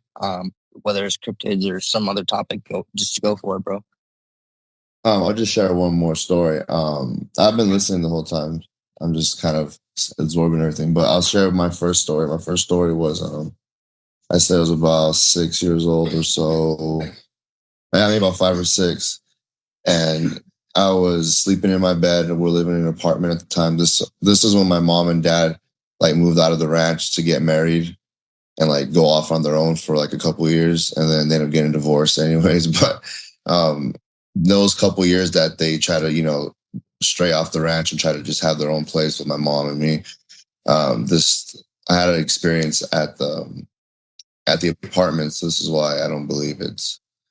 I mean, I do believe part of it is like this weird Indian burial stuff, but that doesn't make any sense because these apartments were a while away from where the ranch was at, and the weird stuff was happening right there. So, anyways, I was sleeping in my room. I was about 5, 6 years old, and I woke up in the middle of something woke me up in the middle of the night, and I was sleeping with my face facing the mirror. Those apartments with always have those two big mirror sliding closets, those cheap ones. They kind of just roll off. It was one of those though, like those two big mirrors. So, anyways, I woke up and I'm looking in the mirror. I was looking at myself in the mirror, and under my bed there was like a rotting corpse type of human being looking thing. It looked like a human that was like rotting, like a zombie, like in a movie. Like it's been dead for about, I don't know, a couple months, and the flesh was falling off of it. You can still see it. You can see some of its bones, and it was just a under my bed and like coming to life, and it was like crawling very slow. But when I would look down to see, where is it at? There's nothing there. But when I looked in the mirror, it was getting closer to me. So it was like in the mirror, but it wasn't like in front of me. But I'm watching it in the mirror, like move closer to me, like it's crawling so slow out of the bed. And then as soon as it starts standing up, I just got the heart to finally just jump through it. Like in the mirror, I'm jumping on it, and then in front of me, there's nothing there. So I had to pass through it. There was the only way to run out the room was to pass through this thing. And I just remember running to my mom and dad's room, screaming, crying, and they just kind of said that, they were just tired or whatever. They kind of blew it off and just said, you're just having a bad dream. And no, man, it wasn't a dream at all. That was the most terrifying thing that's ever happened to me. But that's one of the most terrible. Yeah, that's probably the top 5 for sure. But yeah, that's my first experience. Jeez. And you said you were like, what, 6 years old or so? Yeah, around 6. Oh, man. I couldn't imagine. Like at that age, you can't come. I mean, at that age, you don't even have like the mind full of like indoctrination and things in there to make you come up with that on your own anyways. Like, so what you saw, I truly believe that what you saw is what you saw. Oh yeah, for sure. What I saw was 100%. Before I seen a zombie movie, I saw a zombie in the mirror before I saw one in a movie. Yeah, that's insane, bro. Well, unfortunately, my co-host had to leave. He had an emergency, so I'm just gonna carry this on by myself, which we're almost 2 hours in anyways. So I'm just gonna go through with it. If you guys don't mind, I'll tell you my life story and some of the paranormal experiences that I had and how I came to Christ, and then we'll track it back to you guys real quick, and then pretty much close out. But yeah. So for me personally, I didn't grow up a Christian. Okay. Um, from the time I was born to the age of 3, my brother and I and my sister, we lived with our mom, and she had a boyfriend at the time who was like 18 when I was 2. Okay. I was 2 years old. My mom had a boyfriend. He was 18. He was an alcoholic, and he pretty much beat the crap out of my brother, my sister, and I. He used to lock us in drawers. He used to throw us down staircases. He smashed a beer bottle over my brother's head at 2 years old, which made him have a brain aneurysm. So he was bleeding from the brain, had to go to the hospital, all this stuff. And the reason why I bring that up is because I think that the abuse that we experienced, the trauma that we experienced when we were young, that the spiritual experiences that we had experienced later in life had to do with that. I think that trauma and spiritual experiences kind of go hand in hand most of the time. So that happened, and when my brother went to the hospital due to his brain aneurysm, and he almost died. And my brother's my twin, like we're identical twins. He was born 5 minutes before me. And so at the hospital, the doctor saw all these, bruises and stuff on our bodies, and was questioning how this happened to my brother and all this stuff. And that caused this huge thing between my mom and my grandparents, like my mom's mom and dad. And so the state decided to take us away from my mother. And at that time, before we were even born, my mom and my actual dad had split. So they weren't together at this time. But my grandparents offered to adopt us. And so it took a long process and blah, blah, blah. We went through the system. We had to be put in like these temporary homes for a while before my grandparents could actually get custody of us. But at the age of 3, my grandparents finally got custody of us, and they raised us until, I moved out when I was like 21. So my grandparents to me are my true parents, but I don't have a whole lot of memories between the time I was born and the time I was 7. So I maybe have one memory at 7 years old. And I'm just going to say it just because I'm going to say it. Basically, it was just like me, my dad, and my brother. I was standing in this little tiny front yard, and I threw a football to my brother, and it was like a perfect spiral. My dad was mad proud of me. That is literally the only That's literally the only memory that I actually have of my life before the age of 8. And at that time, my dad was in and out of prison, and my mom was in and out of prison. And again, my grandparents were raising me at this time, so like it didn't like toss a wrench in anything truly until, aside from like getting to actually know my parents. But yeah, so by the time I was 7 years old, I had that one memory. And shortly after that, I remember that I was at my dad's house and we were visiting for the weekend because we had split custody. So like every other weekend I'd visit my dad. Every other weekend I'd visit my mom when they were in prison. And so at this particular time, I go into the bathroom, I find this porn magazine, and boom, I'm introduced to porn at the age of, 8. And that really threw a wrench into my entire life, highly sexualized from a very young age. My dad ended up, he was an alcoholic and a drug addict. And when I was 8 years old, he had passed away in his sleep. And the way that it went down was basically that, I was at school one day in middle school. I was in 3rd grade. And I get called out of class to go to the office. My brother gets called out of class. My sister gets called out of class. We all get called out of class to go to the office. And we get there. My grandparents are there. And we're like, what's going on here? It was very confusing. And my grandparents, I saw them crying. And so I knew something was wrong, but I didn't know what was wrong.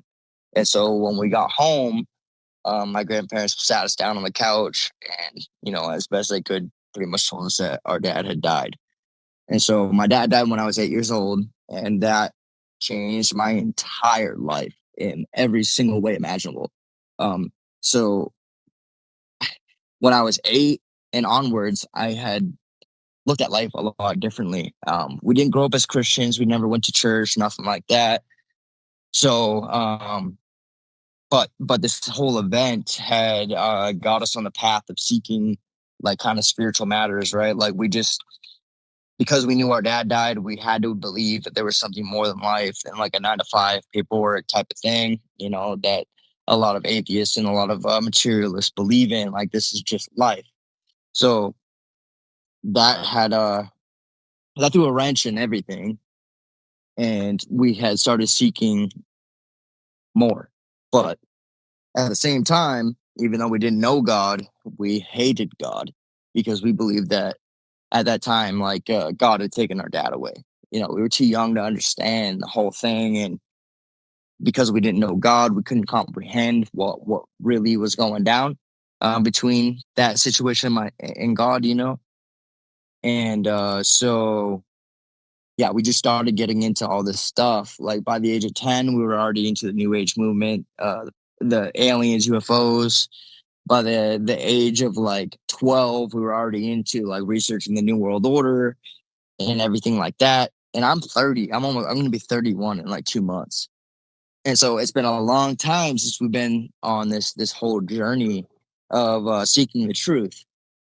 But shortly after my dad died, I got into some pretty bad stuff like the Ouija board because of emotionalism. I wanted to talk to my dad. I wanted to hear from him. I wanted to seek him out type of thing. I just want to say goodbye one more time because what really happened was the day that we got taken out of school and brought home and told that news, I was not on good terms with my dad at all. My brother and my sister were, but I wasn't personally. My dad was he was a heavy drinker. He'd drink like a 30 pack of, Budweiser a day or more, and even from a young age, I understood that was wrong. And so basically I told my dad one day that I was with him that if he didn't stop drinking, I'd never see him again. I refused to ever see him again. And I took that very seriously. Even at a young age, I took it super seriously. And he never hurt us. He never abused us. He loved us to death like he did. He really did. He was a good dad despite his issues. But I thought that was wrong, and my grandparents kind of pounded in our heads that like what he was doing was wrong. So I told him, I'll never see you again if you continue to drink. Like if I come back here next time in 2 weeks to see you and you're drinking, I'm going home and I'll never see you again. And that's exactly what I did. I went there 2 weeks later because it was every other week that we got to see him. And I straight up told him, because he was drinking, I straight up told him, I'm going home. So I called my grandparents. They came and picked me up, and I went home. My brother and my sister decided to stay with my dad. And I was very vigorous about it.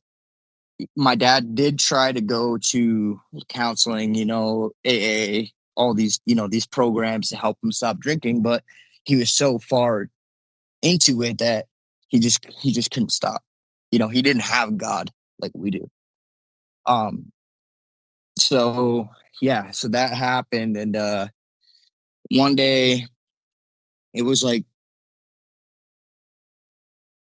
I want to say 2 months later that I was like, all right, I miss my dad. I guess I'll go and see him. I guess for my turn, I'll go and hang out with him or whatever for our little session there. And I went one day to pick up my brother and sister who were at my dad's house, and my dad was like sweating profusely in his seat in his like reclining chair, and I'm like, dude, like, are you okay? Like I just knew that there was something wrong. And I heard my Grammy say to him, like, hey, you should call like an ambulance. You do not look good at all. Like you are sweating way too much. You don't look good.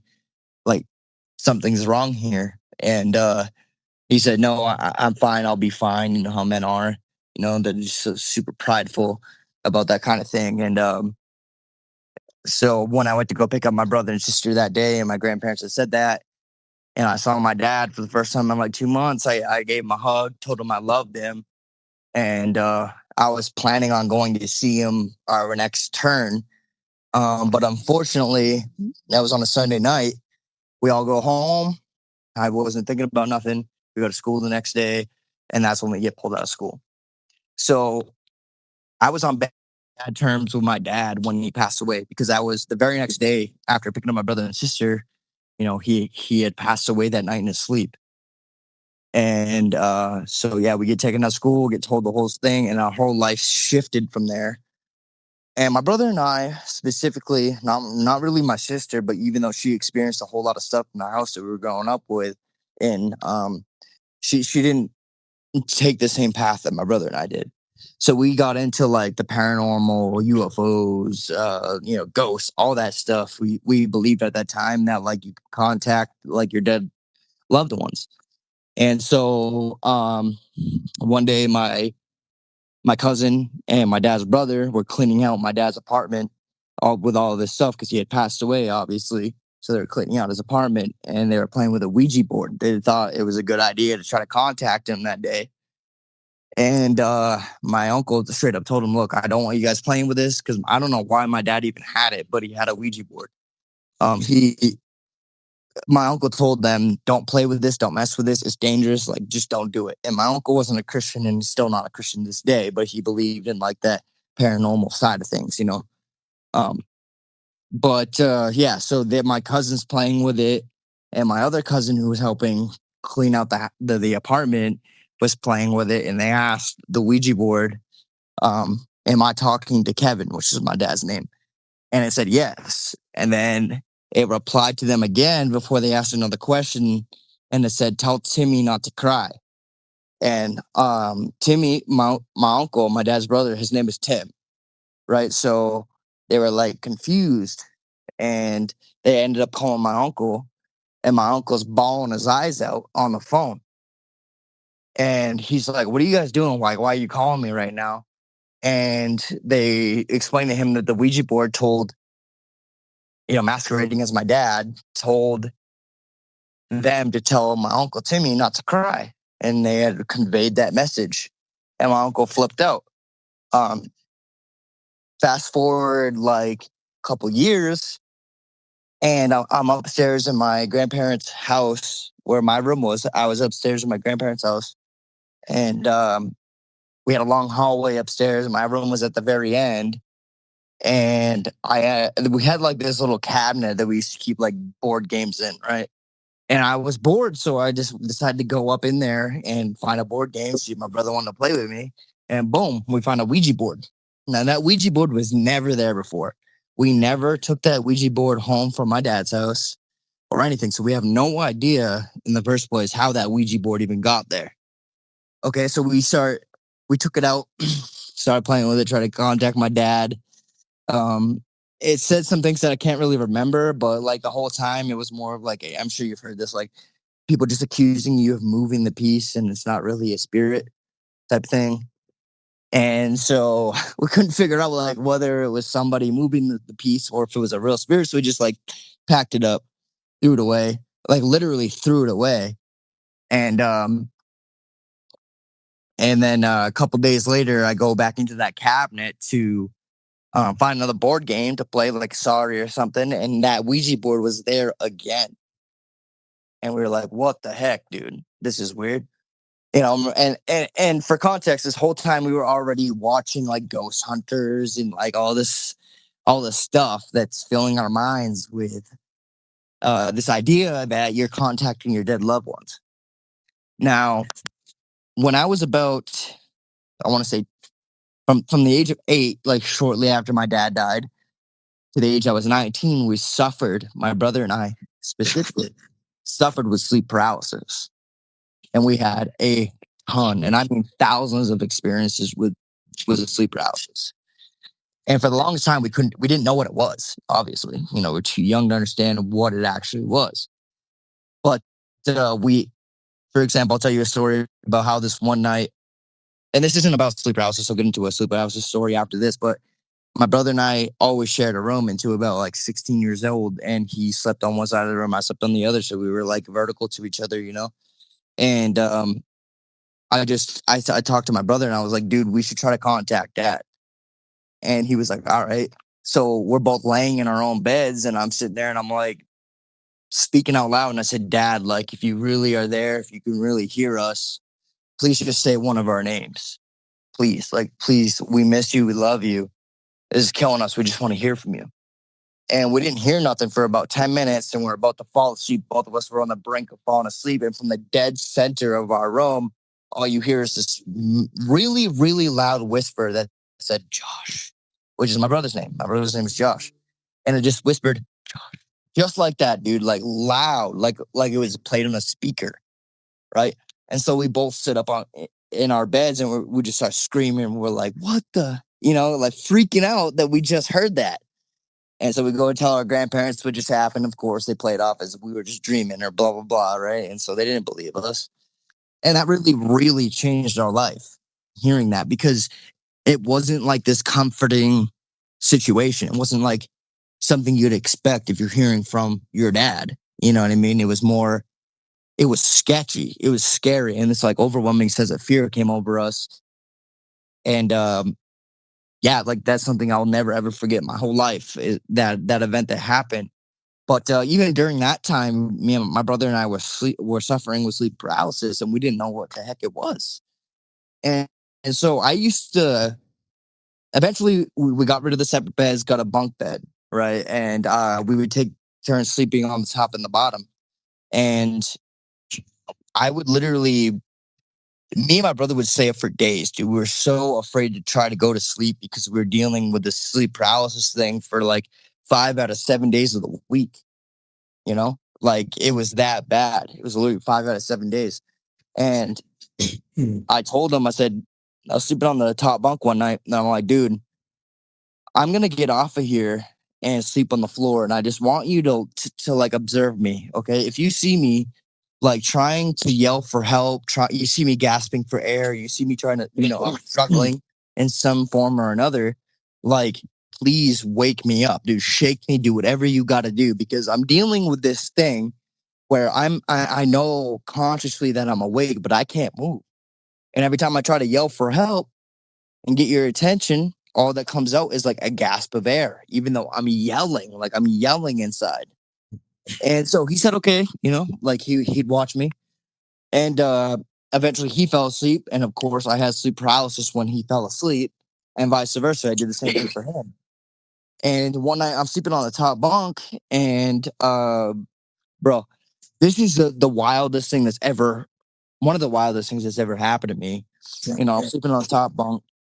I'm probably 14 years old, 12 or 14 years old at this time.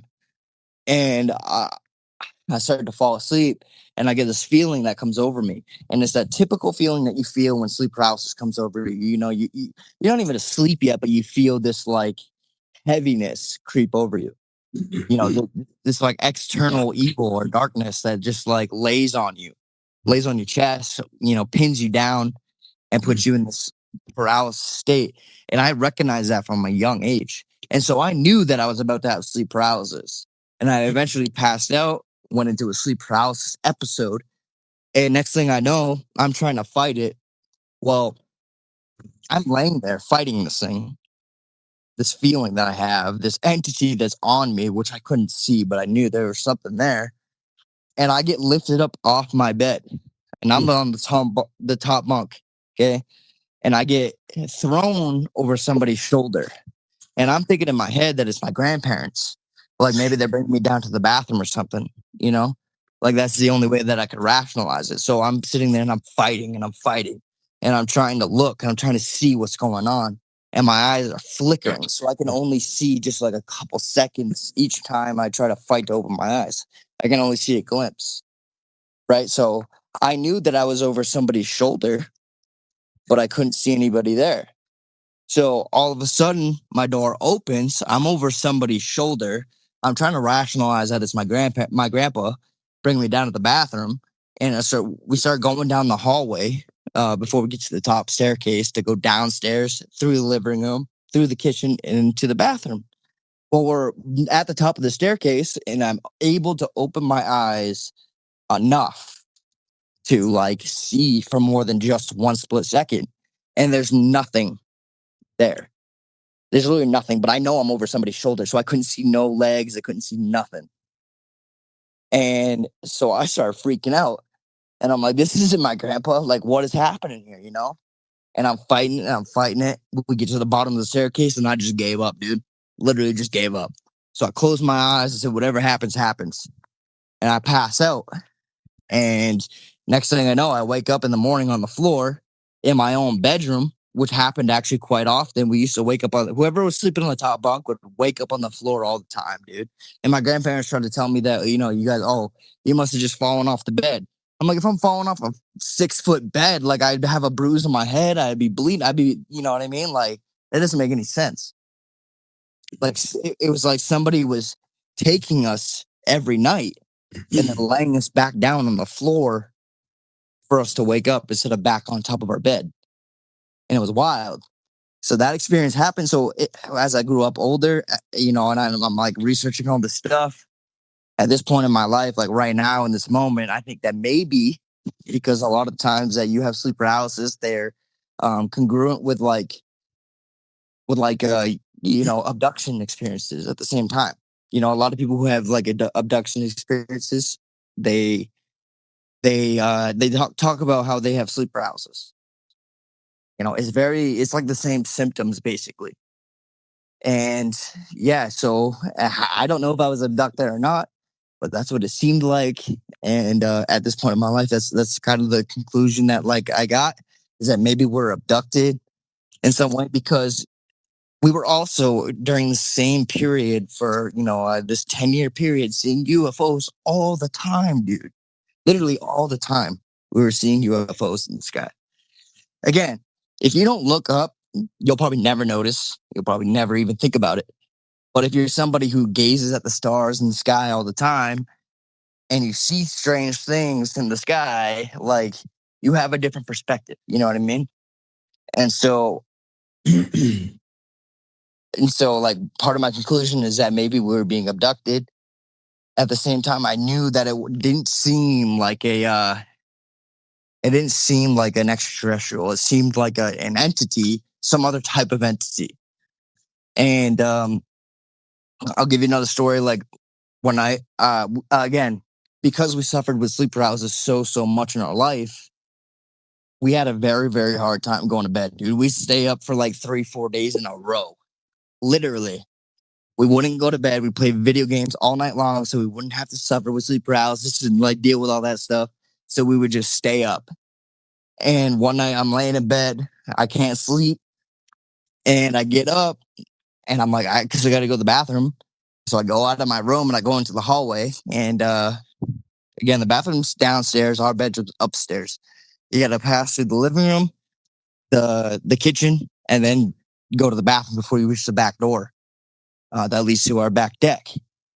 And so it was always sketchy to go to the bathroom, and especially when you're looking at like ghost stuff all the time, you know, as a kid, and like all this stuff that's sketchy, and you're like looking into pure darkness, you know, like it's sketchy. So I get out of my bed, I go out into the hallway, I flicked on the upstairs light so that I could see a little bit going down the staircase. And I was pretty hesitant about going down because I was scared. Well, I get like halfway down, and I like look over my staircase or the railing downstairs to see if anybody's there or anything's there. Nope, good to go. The moment I turn back straight to go down the rest of the staircase, at the very bottom of the staircase, dude, there's an entity there that looked just like the entity from the movie Wishmaster. And I don't know if you guys have seen that, but it's basically about a demon or the devil. And in the movie, he's green, but what I saw was he was pure red. And I'm looking at this thing, consciously awake, consciously know what's going on. And I'm just frozen in fear, dude. And it just looks at me and it smiles right at me with this like super evil grin. Right. And I'm like, oh, screw that. And I just turn around, I run back up the rest of the stairs, I get in my bed and I pull my covers over me until I end up falling asleep. And so I'm convinced that I saw what I believe to be the devil or a demon at the very least, that's masquerading as something that like is popular in pop culture. You know what I mean? Because like you hear, you know, the devil's not really this dude who's like this red guy with horns and a tail and a pitchfork. You know what I mean? But I believe that he can masquerade as things like that if he wanted to. And that's what I think he did. I think he like masqueraded as something that I was familiar with so that I would know what I'm looking at in a way. And but yeah, like so that happened. My sister would come to us and be like, dude, I levitated in my bed last night. And we just blow it off, even though we had all these experiences. We'd be like, yeah, okay. Like, yeah, right. But she was dead serious and dead set that she had levitated in her bed multiple times when we were younger. And I don't know why we didn't believe her. It's like almost like we didn't want to believe her because we were dealing with our own thing. But we also had plenty of paranormal experiences in that house. You know, I had my brother and I used to have this kid that lived down the road. His name was George. And he used to come over all the time. He was like a brother to us. We grew up with him. You know, we'd sleep over his house. He'd sleep over our house type of thing. And we'd pull all-nighters all the time, playing video games. And at this point, like, we made a game room downstairs. And when you go past the living room, there's a back door right there that led into another room, a fourth room. And that bedroom, what was once a bedroom, we turned into a game room because my uncle used to sleep down there, you know. And we just turned into a game room when he moved out. So we played video games down there so we wouldn't wake our parents up. And so we had him over one night and we had a plan to pull an all-nighter. And it was about 12 o'clock at night. And we're playing like this motocross game, you know, like this dirt biking game. And I'm playing, it's my turn to play. I look over, my brother and my buddy are fast asleep, and I was mad. I don't know why I was mad, but I was mad because we were supposed to pull an all-nighter. And I was ready to go. You know, I didn't want to go to bed, but they had passed out. And so I got all mad about it, and I went out the door and sat in the living room on the couch. And I'm sitting there pouting about it, right? And all of a sudden I hear from the very top of my staircase upstairs, all I hear is George. This entity or something said my buddy's name, and it echoed like 3 or 4 times, and it was so loud. And I'm wide awake, dude. Everybody else is fast asleep in my whole house. And I hear this, and I froze for a minute, and then I went back into the back room, dove underneath both of them, and just laid there until I passed out because I was like, you know what, dude, if there's something there, and it comes in like he's getting these guys first. You know, I was very, very selfish about it. You know what I mean? And so I had plenty of experiences. But one thing that always stuck with me, like you guys, I don't know why I had this thought because I had no concept of what an Indian burial ground was. But I'm telling you, hundreds of times I had a passing thought growing up that our house was built on an Indian burial ground. I mean, we've found arrowheads. My grandparents, this isn't really about Native Americans, but when my grandparents were young, because they lived on that property for like 70 something years, you know, my Grammy was digging in the garden one day and she found this glass tank. And apparently, like, they used to make these glass candy jars with tanks on them to support World War One. Right? So she found this glass tank in her yard or in her garden. And that's something that's like always stuck with me where I'm like, well, there's definitely more history to this property than I know about and that my grandparents know about, even though they've been here for like a century. You know what I mean? So it was very odd. We had tons and tons of experiences. And anyways, we dealt with that until I was like 19 years old. And at 19, I got saved. My brother and I were always on this quest for truth, went down many different paths. Like I'm telling you, we went down the New Age. We tried to conjure up, you know, our ascended masters, try to astral project and all these different things. We once thought that maybe aliens were our gods. Many different paths we went down. But what was important was that we just had a heart for the truth. No matter what it ended up being, all we cared about was the truth of reality. And so when I was 19, I met this kid online, and his name is Frankie, and he won't mind that I say his name. But I started talking to him because at that point in my life, I had been on Facebook for a couple of years. I'm always preaching about the New World Order. I wasn't a Christian yet, but like he hit me up and he was like the only one. And at this time in my life, when I'm trying to preach the truth about all these different things going on in government, in the world, and reality, you know, like I felt like I was the only one doing it. Me and my brother were like the only ones. You know, it was like anybody in a 100-mile radius just didn't care at all. That, you know, George Bush was a Skull and Bones member. They're talking about this New World Order and all this stuff and blah, blah, blah. Well, he hits me up one day and he's like, dude, he's like, I'm into all this stuff too. And he was a Christian. And I didn't know that. And we were just talking. I was telling him how big into documentaries we were. Like we used to watch documentaries like 24/7. Didn't give a crap about other movies. Just watching documentaries all the time, learning knowledge as much as we could. And I started talking to him and we connected and that felt really good. And within that week that I had met him online, I had watched this movie called Zeitgeist. And at the very beginning, it takes the first 10 minutes of the whole movie.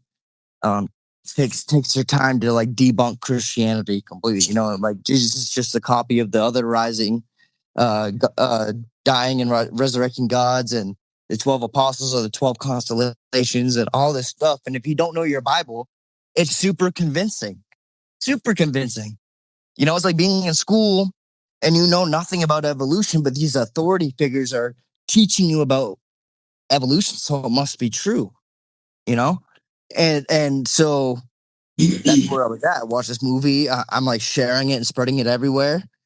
And within a week after watching that movie, my buddy hits me up, Frankie hits me up online. He goes, hey, dude, do you want to hang out? And I'm like, sure, dude. Do you even live around me? Like, how are we going to hang out? You know? And he ended up only living like 20 minutes from me. And so that very same day he came over and we're all smoking bud and hanging out and chilling.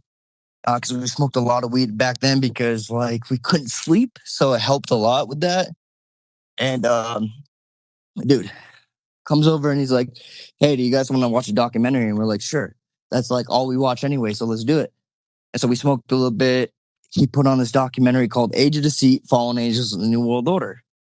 And we started watching it, dude. And every single thing that we ever were involved with or believed in that wasn't Christian at all. Yeah, I'm talking about New Age, UFOs, Alice Bailey, all that type of stuff. All of it was debunked using scripture 110%. And it took a lot of time in that documentary to completely debunk Zeitgeist that I had watched like a week earlier that he didn't even know about. He didn't even know we watched that. right? So it takes a part where it's claiming that Christianity is Jesus' son, 12 apostles are 12 constellations. And it takes that and debunks that whole thing with scripture, like thou shalt not worship the sun, the moon, and the stars. All this stuff.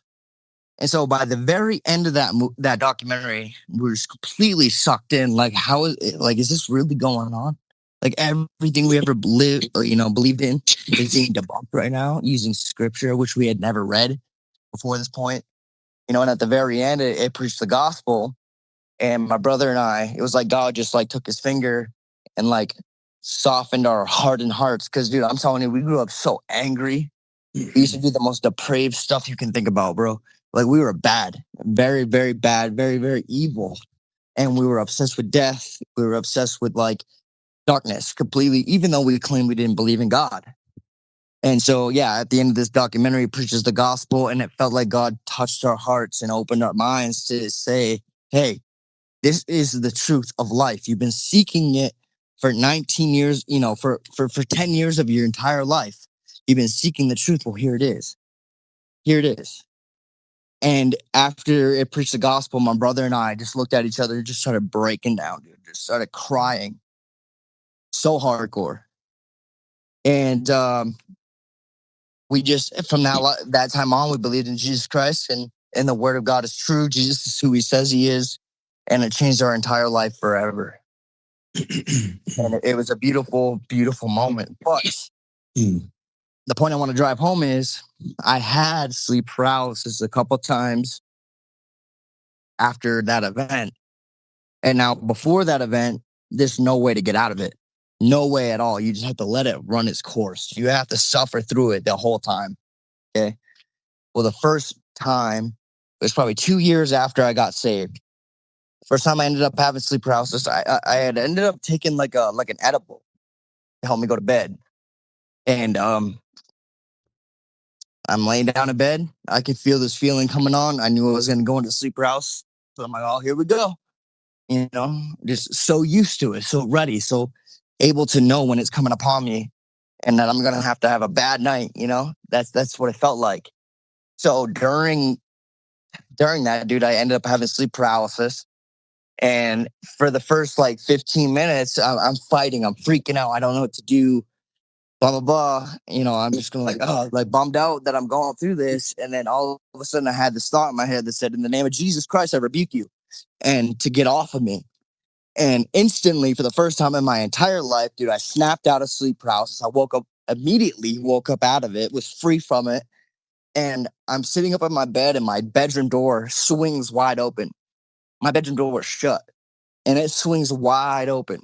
Okay. So I was convinced that something had actually left. Now I go back to bed, all praising God, and I wake up. My brother tells me about how he was having a sleep paralysis episode, about how this goat demon was in his room. He was trying to take him. He was trying to, take my brother's soul and torture his wife. And my brother woke up in the middle of the night after I already rebuked it from my room. He ended up having that sleep paralysis attack. He wakes up, he starts rebuking things in his room, and his bedroom door swings open. And then all of a sudden, dude, me and him get up the next day. I end up bringing it up in conversation, and then he brings up his part in conversation. We're like, what the heck? That is insane. So it left my room, went to go try to attack my brother. And my brother woke up, rebuked it too, and it left our house for good. Never, ever had sleep paralysis in that house again after that moment.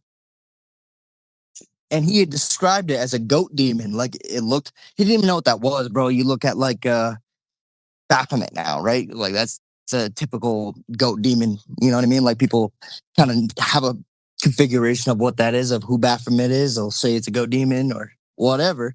And he's comparative to Satan. And so like, he described that to me, even though I didn't see anything physically that night, even though I've seen hat men, I've seen shadow figures and all that. He told me that he saw that goat demon in his room, trying to take him, his soul, and then torture his wife. And after he woke up and rebuked it, it left immediately. His door swung open and he went back to bed after he shut his door. And so like after we woke up in the morning, talking to each other about it, because I brought it up in conversation about my experience, he was bringing up his experience of how he got rid of it for the first time in his entire life too, and just started praising God, dude. It was like that surreal moment where like this whole spiritual warfare thing is so true, it's so real, and life is not what we think it is whatsoever. And that the name of Jesus Christ has power, and that his name is above all names, and he has dominion over all things. I feel like because we were into all that stuff and exposing all that stuff from a young age before we ever knew Christ, like the documentary that we had watched, we were almost saved by the meat or in the midst of the meat. You know what I mean? It wasn't just the gospel. It was like everything convinced us through the gospel because we had already known about the New World Order and all this stuff. And this documentary had connected it to theistic Satanists who run the world. You know what I mean? Like conspiracies and secret societies and all that stuff. You know what I mean? Like it connected it all back to the word of God, which we didn't have prior.